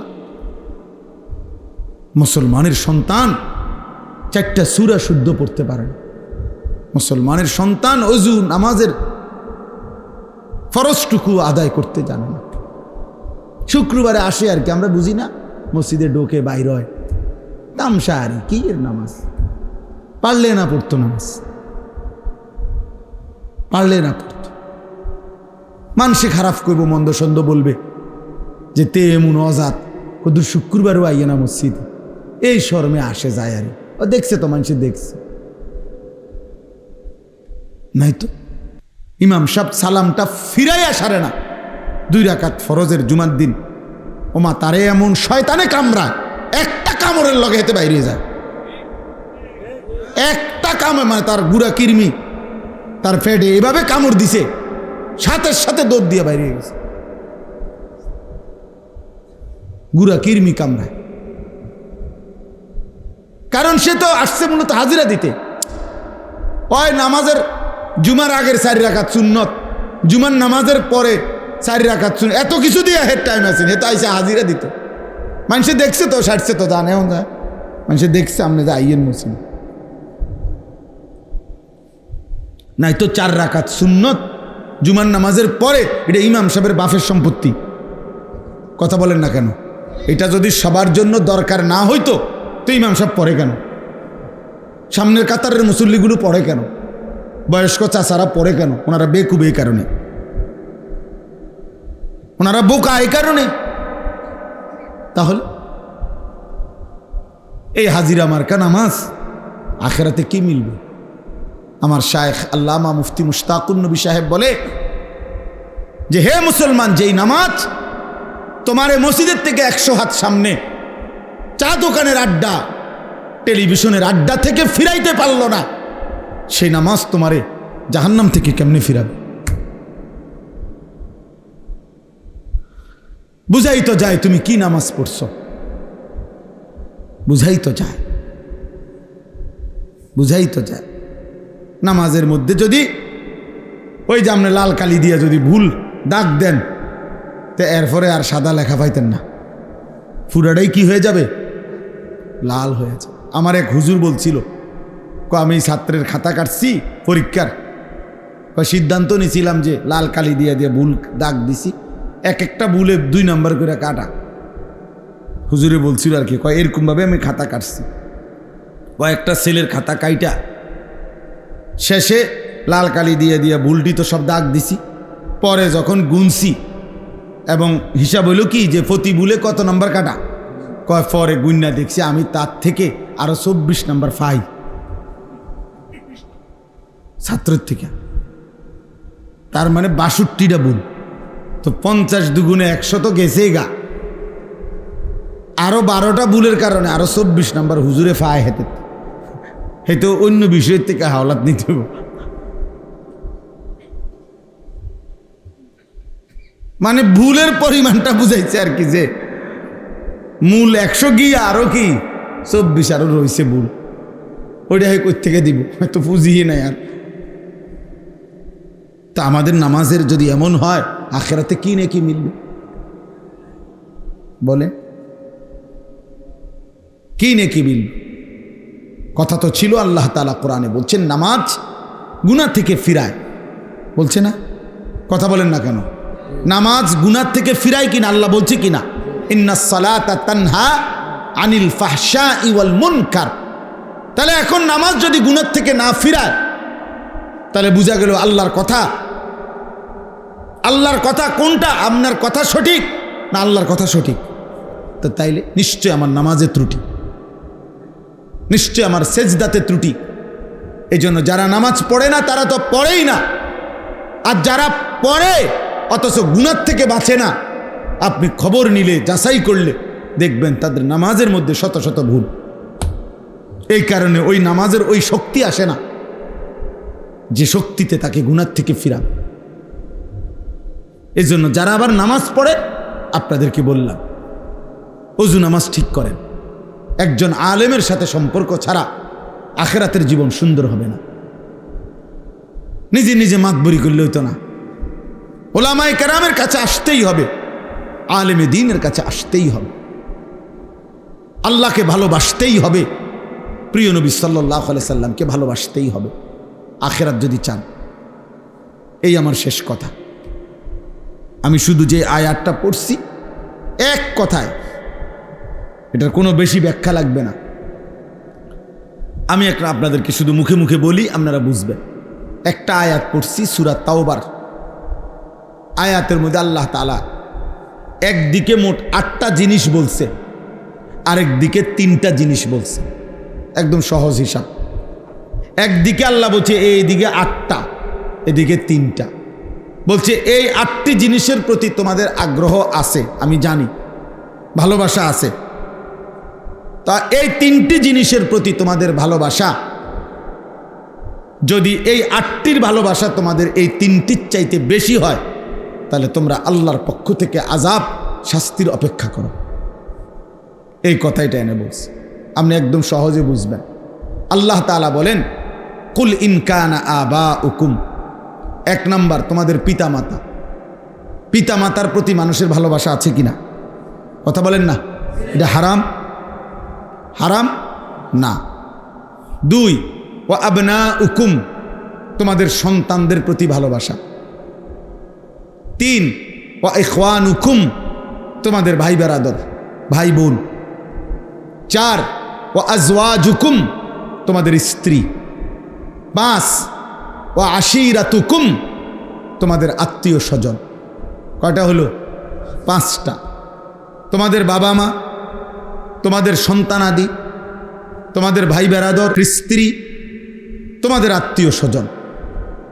এবার আরো রয়েছে 3টা, 6, ওয়া আমওয়ালুন ইখতারাফতুমুহা, তোমাদের জমানো সম্পদ, যে টাকা পয়সা তোমরা জমাইছো এটার প্রতি তোমাদের আগ্রহ।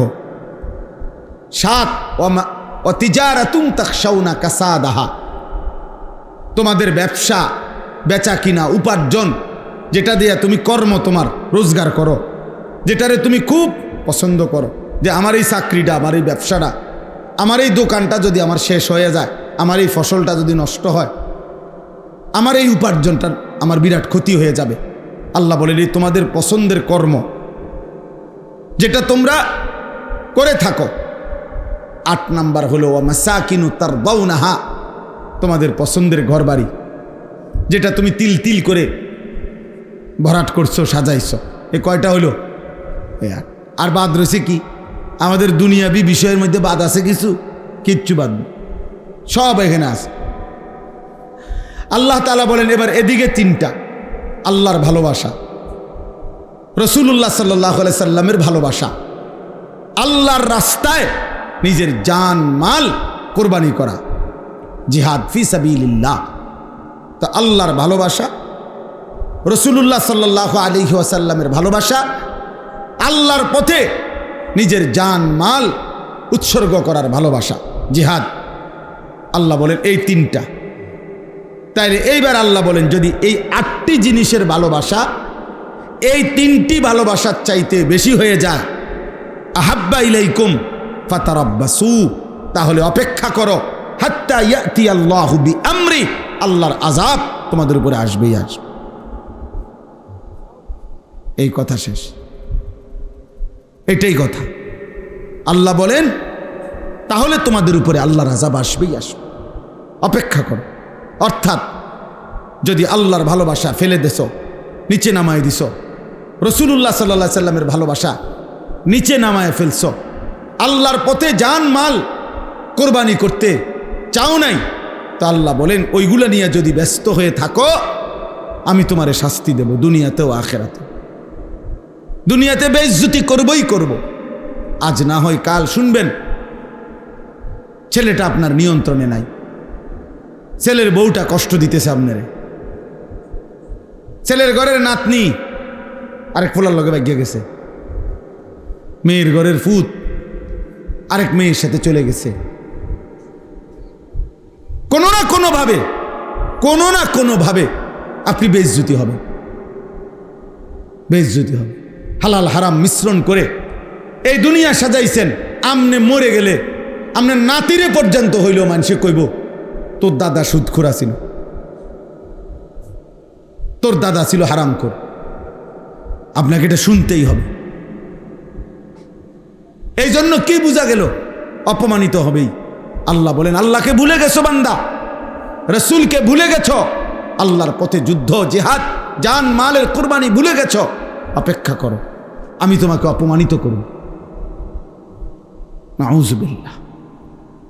আল্লাহু লা ইয়াহদিল কওমাল ফাসিকিন। আর আল্লাহ বলেন আল্লাহ কোনো পাপীকে, নাফরমানকে জান্নাতের পথ দেখান না, হেদায়েত দিয়ে দেন না, হেদায়েত দেন না। অতএব আজকে এই রাত গভীরে আজকের ইস্তাহি মজলিস সেটা বুঝে নেন, একজনই বুঝেন। আমরা জানি একসাথে সবাই বুঝবে না, একই দিনে সবাই বুঝবে না। যদি একসাথে সবাই বুঝতো তো নবীজির জামানায় একসাথে সবাই কালেমাওয়ালা হয়ে যেত। কথা বলেন না? নবীজির জামানায় সকলেই কালেমাওয়ালা হয়েছিল? 23 বছরে সবাই কালেমাওয়ালা হয়ে গেছিল না? এটাই নিয়ম। এই একজন দুইজনই হবে, একজন বুঝবে দুইজন বুঝবে। আমরা ওই একজনের আশায় আছি, দুইজনের আশায় আছি, অসুবিধা নেই। কারণ এটা তো ইলেকশন না, আমার অনেক ভোট দরকার, আমার আখেরাতে না দরকার। আমার কি দরকার? আখেরাত দরকার, আখেরাত দরকার। এজন্য আমরা এটা বুঝলে, তোমরা যারা নওজোয়ান ছেলে আছো, বয়স্ক বাবা আছেন, আল্লাহকে ভালোবাসেন, রাসূলুল্লাহ সাল্লাল্লাহু আলাইহি সাল্লামকে ভালোবাসেন, নবীজির একটা একটা সুন্নাত আমল করতেই হবে যদি আখেরাত চান। 12,000 টাকা দিয়ে আখেরাত মিলবে না, 4টা ফ্যান দিলে আখেরাতের জন্য এইটুকুই যথেষ্ট না। 10,000 টাকা মসজিদে দিলে শুধু এতটুকুই যথেষ্ট। এটা একটা আমল, এটা নেকি আছে, কিন্তু এটা একটা আমল। বাকি আমলগুলোও করতে হবে, বাকিগুলোও করতে হবে। এই জন্য আমরা প্রত্যেকে ইনশাআল্লাহ আজকের এই মোবারক মজলিসে নিয়ত করি যে আমরা আল্লাহকে ভালোবাসবো, আমরা রাসূলুল্লাহ সাল্লাল্লাহু আলাইহি ওয়াসাল্লামকে ভালোবাসবো, আল্লাহর জন্য জান চাইলে জান দেব, মাল চাইলে মাল দেব ইনশাআল্লাহ। বলেন ইনশাআল্লাহ। 1 টাকাই দেন, আরে 10 টাকাই দেন মিয়া, মুমিন ফিরায় দেয় না। এটা মুমিনের সিফাত, কোরআন শরীফে বারবার আছে। যতবার আল্লাহ তাআলা ইমানদারের সিফাত বলছে ততবারই বলছে ওয়ামিম্মা রাযাকনাহুম ইউনফিকুন। ইমানদারের একটা বৈশিষ্ট্য, ইমানদার যেভাবে নামাজের সেজদা করে, ইমানদার ওইভাবে নিজ সম্পদ থেকে আল্লাহর পথে খরচ করে। 1 টাকা হোক, 10 টাকা হোক, 1000 টাকা হোক, অসুবিধা কি? আমি মিশে গেলাম ভালো কাজের সাথে। এই জন্য মুমিন ফিরায় দেয় না, ইমানদার ফিরাইতে পারে না। এক অভাবী মানুষ আপনার কাছে হাত পাতছে, আপনি কোন মাফ করেন। মাফ করেন কি? তা বেটা সাহায্য চাইছে, এটার লগে মাফ করেন কি সম্পর্ক? আপনি চুরি করছেন, হ্যাঁ মাফ করতো। কথা বলেন না কেন? আপনি কি চুরি করছেন যে হে মাফ করতো? আর হে মানুষ মাফ করেনি, মাফ তো করে আল্লাহ না। কথা বলেন না কেন? মানুষ নি মাফ করে, কে মাফ করে? তো আপনি এটা কি বললেন যে মাফ করে? আপনার নাই তো, সেটা আপনি হাসি মুখে তাকে বিদায় দেন। আপনি তার জন্য একটা দোয়া করে দেন। নবীজি বলছে তোমার কাছে যদি কিছু না থাকে তার একটা ভালো কথা বলে দাও, দোয়া করে দাও যে ভাই আমি তো দিতে পারলাম না, আল্লাহ আপনার অভাব দূর করে দেন, আল্লাহ আপনারে বরকত দান করেন, আল্লাহ আপনার প্রয়োজন পূরণ করে দেন, একটা কইয়ে দেন। হ্যাঁ না আও জানি টিয়া দিয়া কিতা করে সুদে লাগায়, না না একমাত্র এবারটাই সুদিয়ে দেশে সুদে লাগায়, আর বাকিরা সব জোনায়েত বাগদাদি। বুঝেন নাই? হেবাটার কথার দ্বারা এটাই তো বুঝাইছেন আমনে, বাকিরা আমনে সহ, আর বাকি সব লোক হলো বাইজিদ বুস্তামি। আর এবারটাই শুধু অপরাধী।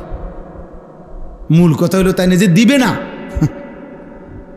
বুঝেন না আপনার কথাটা? উনি যে দিবে না, এইটারও তো একটা সাফাই গাইতে হবে।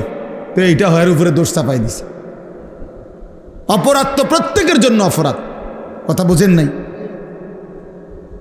অতএব আল্লাহর পথে দান করা, সাদাকা করা মুমিনের বৈশিষ্ট্য, ইবাদত করা মুমিনের বৈশিষ্ট্য। আখিরাত মিলতে হলে সব আমল পূর্ণ করতে হবে। আল্লাহ তাআলা আমাদেরকে তৌফিক দেন, কবুল করেন। রবিউল আউয়াল মাসে এতটুকু বারবার আমরা প্রতি মাস প্রতি বছর সারা বছর আমরা এটা বলি যে নবীজিকে প্রত্যেক মাসে ভালোবাসতে হবে, সমানভাবে অনুসরণ করতে হবে, রাসূলুল্লাহ সাল্লাল্লাহু আলাইহি সাল্লামের সুন্নাতের অনুকরণ করতে হবে। আল্লাহ তাআলা আপনাদেরকে তৌফিক দান করেন। আল্লাহ তাআলা যে কয়জন শুনছেন, একজনও যদি দিলের মধ্যে এটা ভাবেন, আর না ভাবলেও কোনো সমস্যা নেই, সবাই যদি প্রত্যাখ্যান করেন, ইসলাম আমাদের কারো কাছে ঠেকবে না। কোরআন শরীফে আল্লাহ বলছে কোনো অসুবিধা নাই বান্দা, তোমরা যদি সকলেও আমার দিন ছেড়ে দাও, আমার দিন মানার মতো উপযুক্ত লোক আমি জমিনে রাখবো, তোমারে জিঙ্গাইয়া রাখতে হবে না। কোরআন শরীফের আয়াত আছে, আমার দিন, আমার ইসলাম, আমার দিন মানার মতো পুরুষ নারী আমি জমিনে রাখবো। আমাদের অনেক মহিলা মনে করে, বেপর্দা মহিলা ঘুরে ঘুরে সে মনে করে না না ইসলাম তার কাছে ঠেকানা। আল্লাহ বলছে সবাই চলে যাও, আমি আমার দিন রাখব। আপনি জানবেনও না ভালো মানুষ কোথায় আছে, আপনি জানবেনও না আল্লাহর জন্য জীবন কোরবানি করা পৃথিবীতে সর্বযুগে ছিল, আছে থাক। আজকে মনে করেন ইসরায়েল সহ আমেরিকা সহ সারা পৃথিবীর 150 কোটি মুসলমানকে ভয় পায় না, আমাদেরকে কোনো পাত্তা দেয় না। কিন্তু ওই গাঢ় মাটির নিচে কিছু মুজাহিদ আছে, মাটির নিচে বাংকার করে যারা আছে, ওরা 24 ঘন্টা ওদের এই সমস্ত আক্রমণের মূল উদ্দেশ্য হইল ওদেরকে বাইর করা, ওদেরকে মারা। তারা ভয় পায় ওদেরকে, ওই মাটির তলে যারা আছে ওদের ভয়েরও অগরিনী। এই জন্য আল্লাহর দিন আল্লাহ তাআলা উপযুক্ত পরিমাণ লোক দিয়ে টিকিয়ে রাখবেন, বিজয়ী করবেন। দেখার বিষয় হলো আমার নাম তাদের মাঝে আছে কিনা, আমার নাম থাকবে কিনা, আমার সন্তানের নাম থাকবে কিনা। আমি তো মরে যাব, আমার সন্তান যদি ঈমান হারা হয়, আমার নাতি নাতনি যদি ঈমান হারা হয়, তখন কি হবে বলেন? এমন অসংখ্য মানুষ আমার জীবনে আমি দেখছি, যাদের বাবা দাদা দিনদার ছিল, এখন নাতির পর্যায়ে আইসা চেহারায়, সুরতে, চলনে বলনে ইসলামের ছিটে ফোটাও নেই। তিন পুরুষ আস্তে আস্তে ভুলে গেছে। আজকে এটা আমার বেশি ভয়, আমি প্রত্যেক দিন এটা ভয় পাই। এই যে সমস্ত ছেলেরা এখন নওজোয়ান 18, 20, 25, 30 বছরের, এরা যেই পরিমাণ গুনাহ নাফরমানি করছে, রাত নাই দিন নাই, নারী, ছবি, মোবাইল, মোটরসাইকেল, ঘুরাফিরা, আড্ডা, বেহায়াপনা। আহারে, এদের হাতে এদের পরবর্তী সন্তান বংশধর যখন আসবে, ওরা কি শিখবে, কি জানবে, কি করবে? একজন ভাবেন।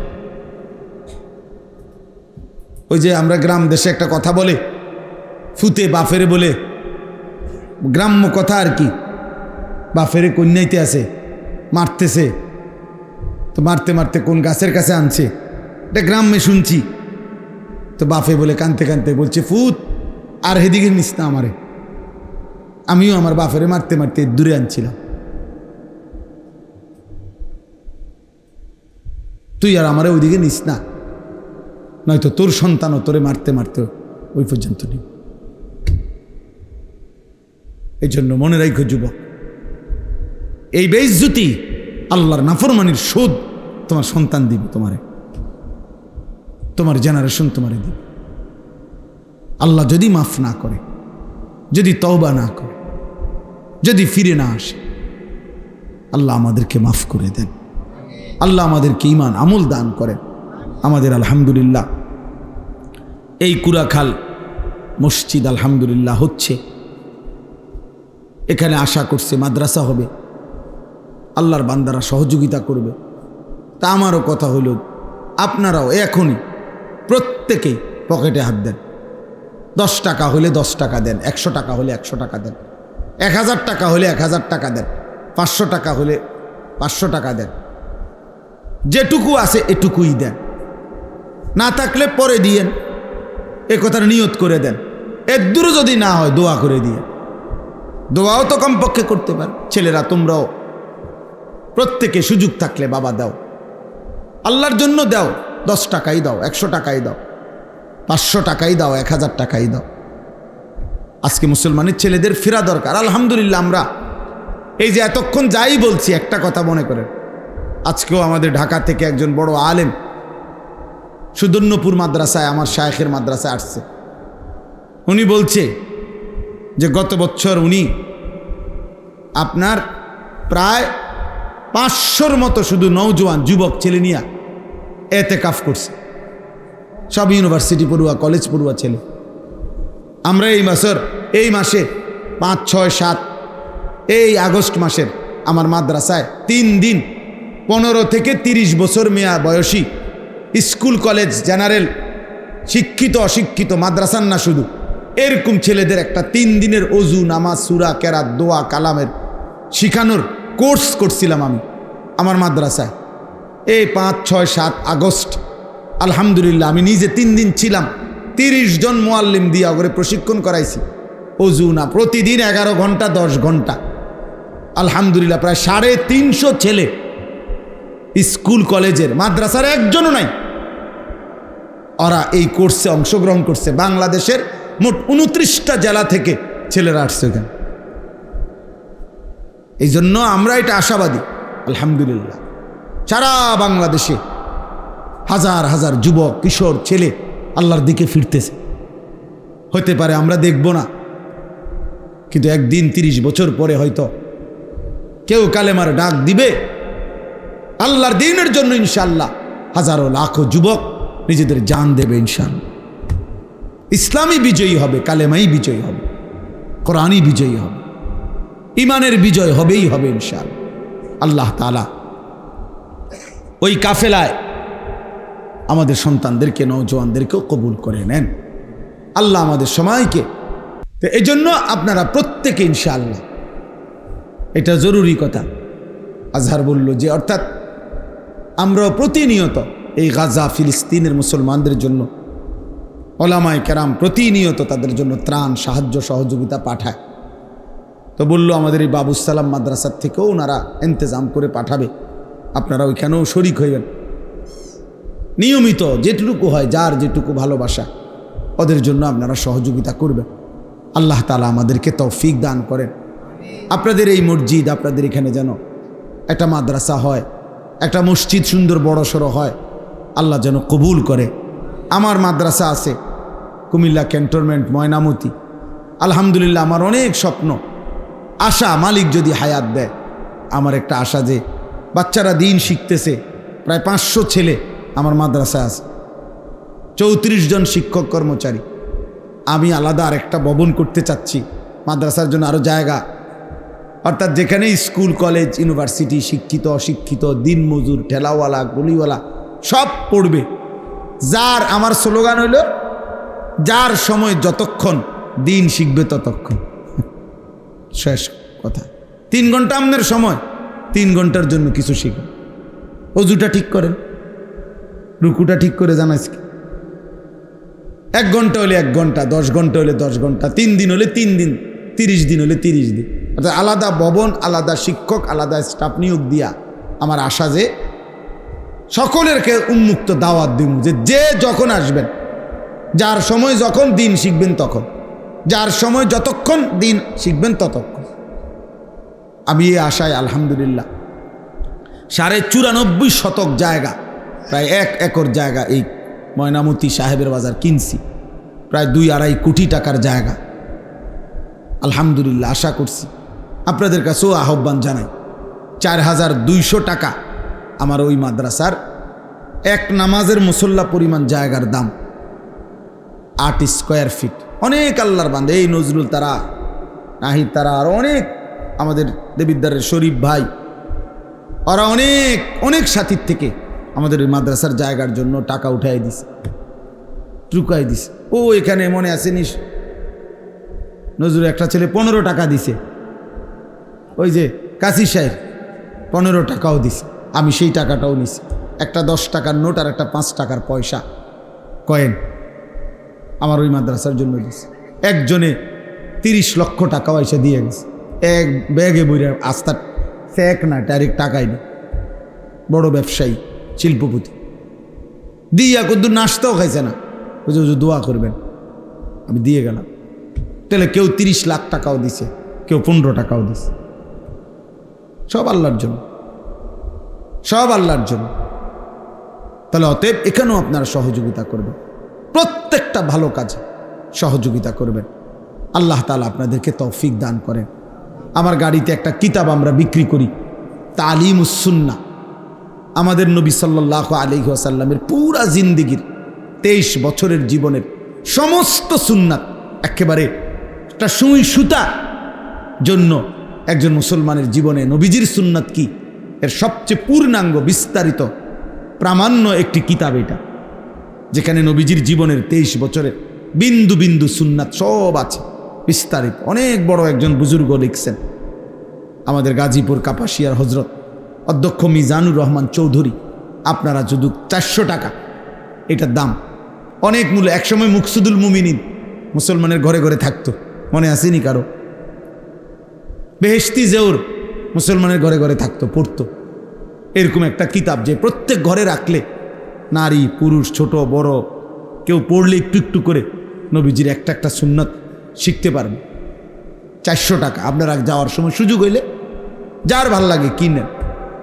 আপনাদের মসজিদ মাদ্রাসা, আপনাদের এই ফিকির আল্লাহ কবুল করেন। আমি তো আসলে, ও তো সবসময় বলে নজরুল, কিন্তু আমি তো প্রতি মাসে এখন মিলাইতে পারি না ডেট, দৌড়াদৌড়ি, ব্যস্ততা, হুড়াহুড়ি সারাক্ষণ। তারপরও আমি আপনাদেরকে বিশেষ করে এই আয়োজনটার সাথে শুরু থেকেই আমার কম বেশি সম্পৃক্ততা আছে। আমরা দিল থেকে দোয়া করি আল্লাহ তাআলা ভালোবাসার এই আয়োজনে এই ফিকির আল্লাহ কবুল করে নেন, আল্লাহ কবুল করে নেন। তুমি কোন চাচার কথা কইছিলা? দোয়া সেলিম মুন্সিবের বাবা সাহেব আলী চাচা। হ্যাঁ, চিনছি। আল্লাহ মাফ করে দেন। সবাই মিলে আমরা ইনশাল্লাহ দোয়া করি। আলহামদুলিল্লাহ রাব্বিল আলামিন। আল্লাহুম্মা আনতাস সালাম ওয়া মিনকাস সালাম। তাবারাকতা ইয়া যাল জালালি ওয়াল ইকরাম ইয়া আরহামার রাহিমিন ইয়া আরহামার রাহিমিন, ইয়া আরহামার রাহিমিন। রব্বানা যালামনা আনফুসানা ওয়া ইন লাম তাগফির লানা ওয়া তারহামনা লানাকুনান্না মিনাল খাসিরিন। রব্বানা আতিনা ফিদ দুনিয়া হাসানা ওয়া ফিল আখিরাতি হাসানা ওয়া কিনা আযাবান নার। রব্বিরহামহুমা কামা রব্বায়ানি সগীরা। রব্বানা হাব লানা মিন আজওয়াজিনা ওয়া যুররিয়াতিনা কুররাতা আ'য়ুন ওয়াজআলনা লিল মুত্তাকিনা ইমামা।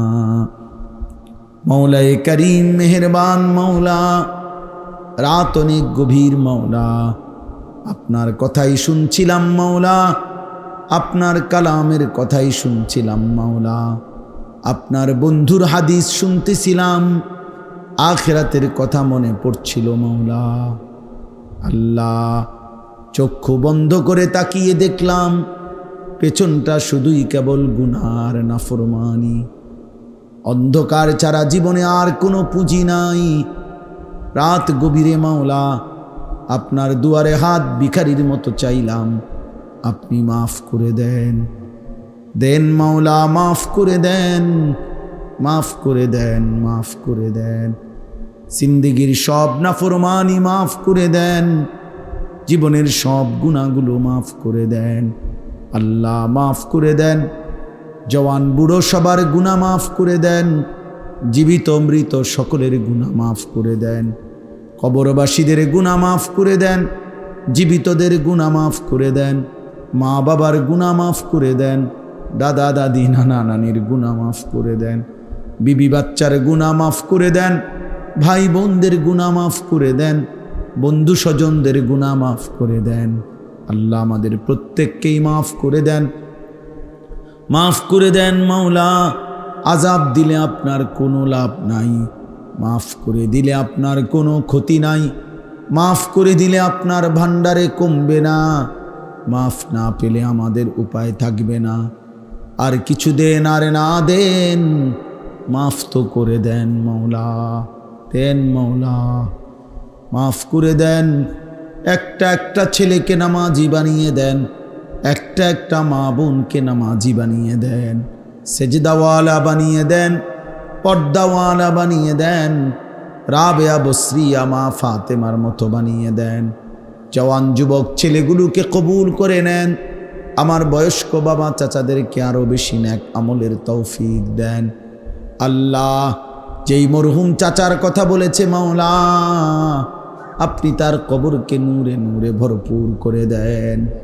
আল্লাহ, এই মসজিদের সাথে সম্পৃক্ত থেকে যারা কবরে চলে গেছে, আল্লাহ সকলকেই মাফ করে দেন।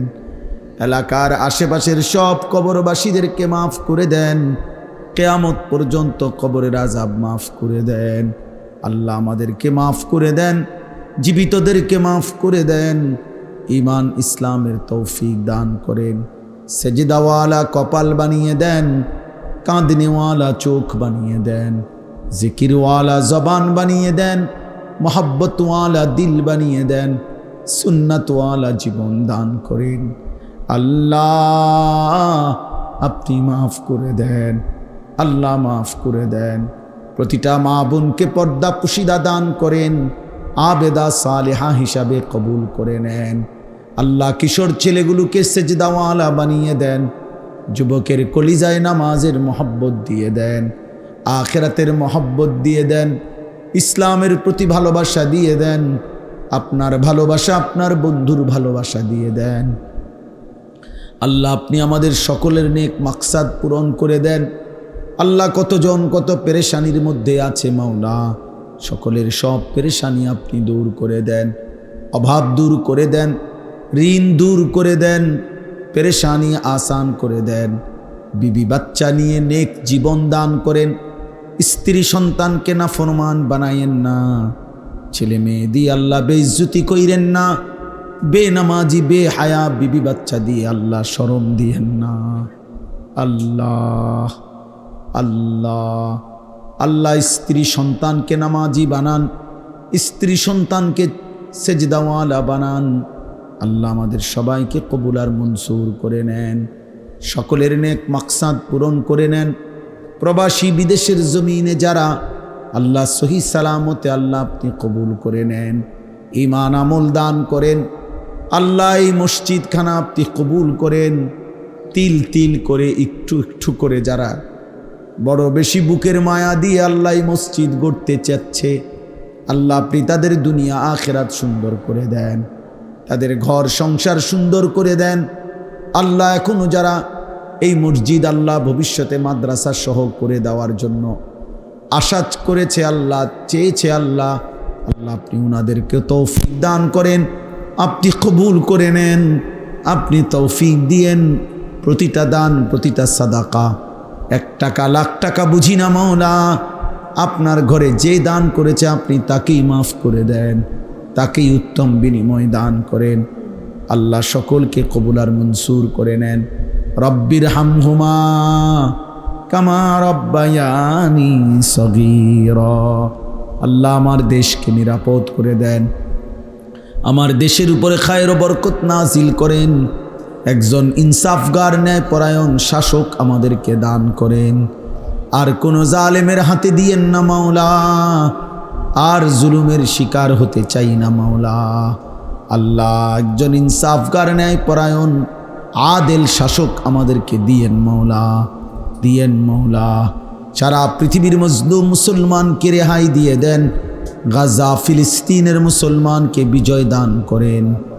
আল্লাহ তিন বাচ্চার নিরাপত্তা দিয়ে দেন, অসহায় মায়ের নিরাপত্তা দিয়ে দেন। ইসরায়েলের বেঈমানদেরকে আপনি ধ্বংস করে দেন। আল্লাহ জালেমদেরকে আপনি ওয়াল্লাহু লা ইয়াহদিল কওমাল ফাসিকিন। সাদাকাল্লাহু মাওলানাল আযীম।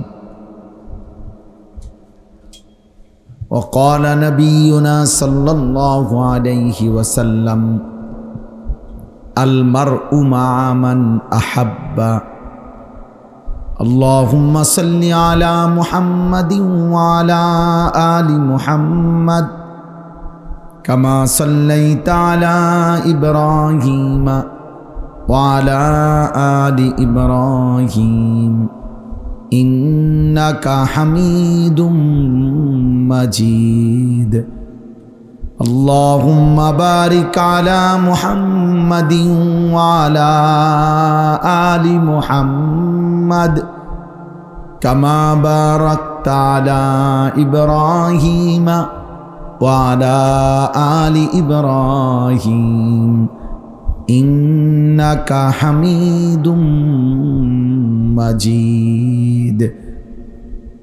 سبحانك لا علم لنا إلا ما علمتنا إنك أنت العليم الحكيم. الحمد لله. আল্লাহ পাক রব্বুল ইজ্জত জুল জালাল ওয়াল ইকরামের ফজল কারাম, রব্বুল আলামিনের অপরিসীম ইহসান, মেহেরবানি, দয়া। আল্লাহ তাআলা আমাদেরকে আজ 30 আগস্ট 2025 রোজ শনিবার কুমিল্লা জেলা দেবিদ্বার উপজেলাধীন কুড়াখাল পূর্বপাড়া জামে মসজিদের উদ্যোগে আজকের এই মাসিক ইসলাহি মাহফিলে আল্লাহ তাআলাই আমাদেরকে আসবার বসবার আল্লাহর জন্যই জমা হওয়ার তৌফিক দান করেছেন। আলহামদুলিল্লাহ। নবী পাক সাল্লাল্লাহু আলাইহি ওয়াসাল্লাম একটা হাদিসের মধ্যে বলছিলেন, এমন একদিন আসবে যেদিন কাঁচা পাকা সকল ঘরেই ইসলামের বাণী পৌঁছে যাবে। এটা রাসূলুল্লাহ সাল্লাল্লাহু আলাইহি সাল্লামের ভবিষ্যৎবাণী। তো আমার শায়েখ আল্লামা মুফতি মুশতাকুন নবী কাসিম হুজুরে একটা স্বপ্ন ছিল যে ইসলাহি মজলিস প্রতিটা মসজিদ, মাদ্রাসা, এলাকা, বাড়ি ঘর, উঠান সব জায়গায় ছড়ায় পড়বে। তো এইটা দেখে আমার আজকে এটা মনে হচ্ছে এখন যে আলহামদুলিল্লাহ, যেখানে একটু জায়গা তো সেখানেই আল্লাহর কথা। আলহামদুলিল্লাহ, এটুকু জায়গাও আল্লাহর কথা হচ্ছে, আল্লাহ তাআলা সুযোগ দিয়েছে। এজন্য আমাদের উচিত প্রত্যেকের একটা গুরুত্বপূর্ণ বিষয়, যেটা সবাই যদি ফিকির করে আমি একজন মুসলমান, আমার কিছু জিম্মাদারি আছে। আমাদের দুইটা জিম্মাদারি, একটা হলো নিজের ঈমান আমল ঠিক করা, আরটা হলো অন্য মানুষকেও ঈমান আমলের দাওয়াত দেওয়া। আর এই দাওয়াত দেওয়া মানে আহ্বান করা, এই ক্ষেত্রে সবার সামর্থ্য সমান হইতে হবে জরুরি না। ভাই এই আপনি এই মোবাইল এটা ধরে রাখলে কিচ্ছু বুঝতেন না, ঘোড়ার ঘাসও বুঝতেন না, ঘোড়ার ডিমও বুঝবেন না, বসে বসে এটা নিয়েই সময়টা চলে যাবে, বুঝেন নাই? মোবাইল হাতে ধরে রাখলে কিছু বোঝা যায় না। ওই মানুষ কাছে থেকেও দূরে থাকে, কাছে থেকেও দূর। বাস্তব এটা, মোবাইল হাতে ধরে রাখলে মনোযোগ হয় না, মানে বারবার এটা মনে হয় এইটার মধ্যে তাকায়, একবার কাছে নেয় একবার দূরে নেয়, পারে না, এটা গিল্লালায় সোজা হতে। কারণ এটাই তো তার জীবন, সে পৃথিবীতে আসছেই তো মোবাইলের জন্য, তারে আল্লাহ বানাইছি তো মোবাইল টিপতে। তো ছেলে পেলেদের তো চেহারা সুরত হালাত হলো এটাই, যে ওরে বানাইছি খোদা মোবাইলের জন্য। একদিন দেখবে মোবাইল নাই, হ্যাঁ, একদিন দেখবে প্রযুক্তি নাই, আধুনিকতা নাই। প্রত্যেক নতুন কিছু আইসা পুরাতনকে ভুলায় দেয়। টেলিগ্রাফ এখন আর নাই, ল্যান্ড ফোন, টেলিফোন, এগুলার প্রচলন এখন আর নাই। পিয়নের ডাক টিকিট আরে চিঠি, এগুলার প্রচলন এখন আর নাই। ফিতাওয়ালা ক্যাসেট এখন আর নাই। সিডি ক্যাসেট, চ্যাপ্টা চ্যাপ্টা বড় বড় ডিস্ক, এগুলো এখন আর নাই। তো এগুলো আমি দেখছি। তো আমার বয়স কত? 400 বছর, কত 250, তাহলে 44 বছর। তাহলে 10 বছর আগে ছোটবেলায় ওইসব তার আমি বুঝছি না, কি দেখছি না দেখছি, তো ওটি বাদ দেন। তাহলে 30 বছর, গড়ে 30-34 বছর। এই 30-35 বছরের ভিতরে আমার চোখে দেখা এতগুলো প্রযুক্তি হারিয়ে গেছে। তাহলে আগামী 30 বছর পরে ওই মহিলাদেরকে মাস্টার সাহেব কথা বললে ঘুমে যেতে কর, ঘুমাইলে ভালো। মা বোন যারা আছেন পাশে কথা বলবেন না, একদম কথা বলবেন না, একটা শব্দ না। তাইলে এটা জরুরি, এটা বোঝা দরকার। এই ফেসবুক, ইউটিউব, গুগল একটা সময় মনে হয়েছে এটা খুব আধুনিক, এখন এর চাইতে দ্রুত গতিতে, এর চাইতে বড় আধুনিকতা আছে এই মোবাইলের মধ্যেই আছে, অনেক অনেক দ্রুত। ওই এআই যে প্রোগ্রাম, এটা এর চাইতে দ্রুত, সেকেন্ডের ভিতরে তথ্য দেয়, পলকের মধ্যে। তাইলে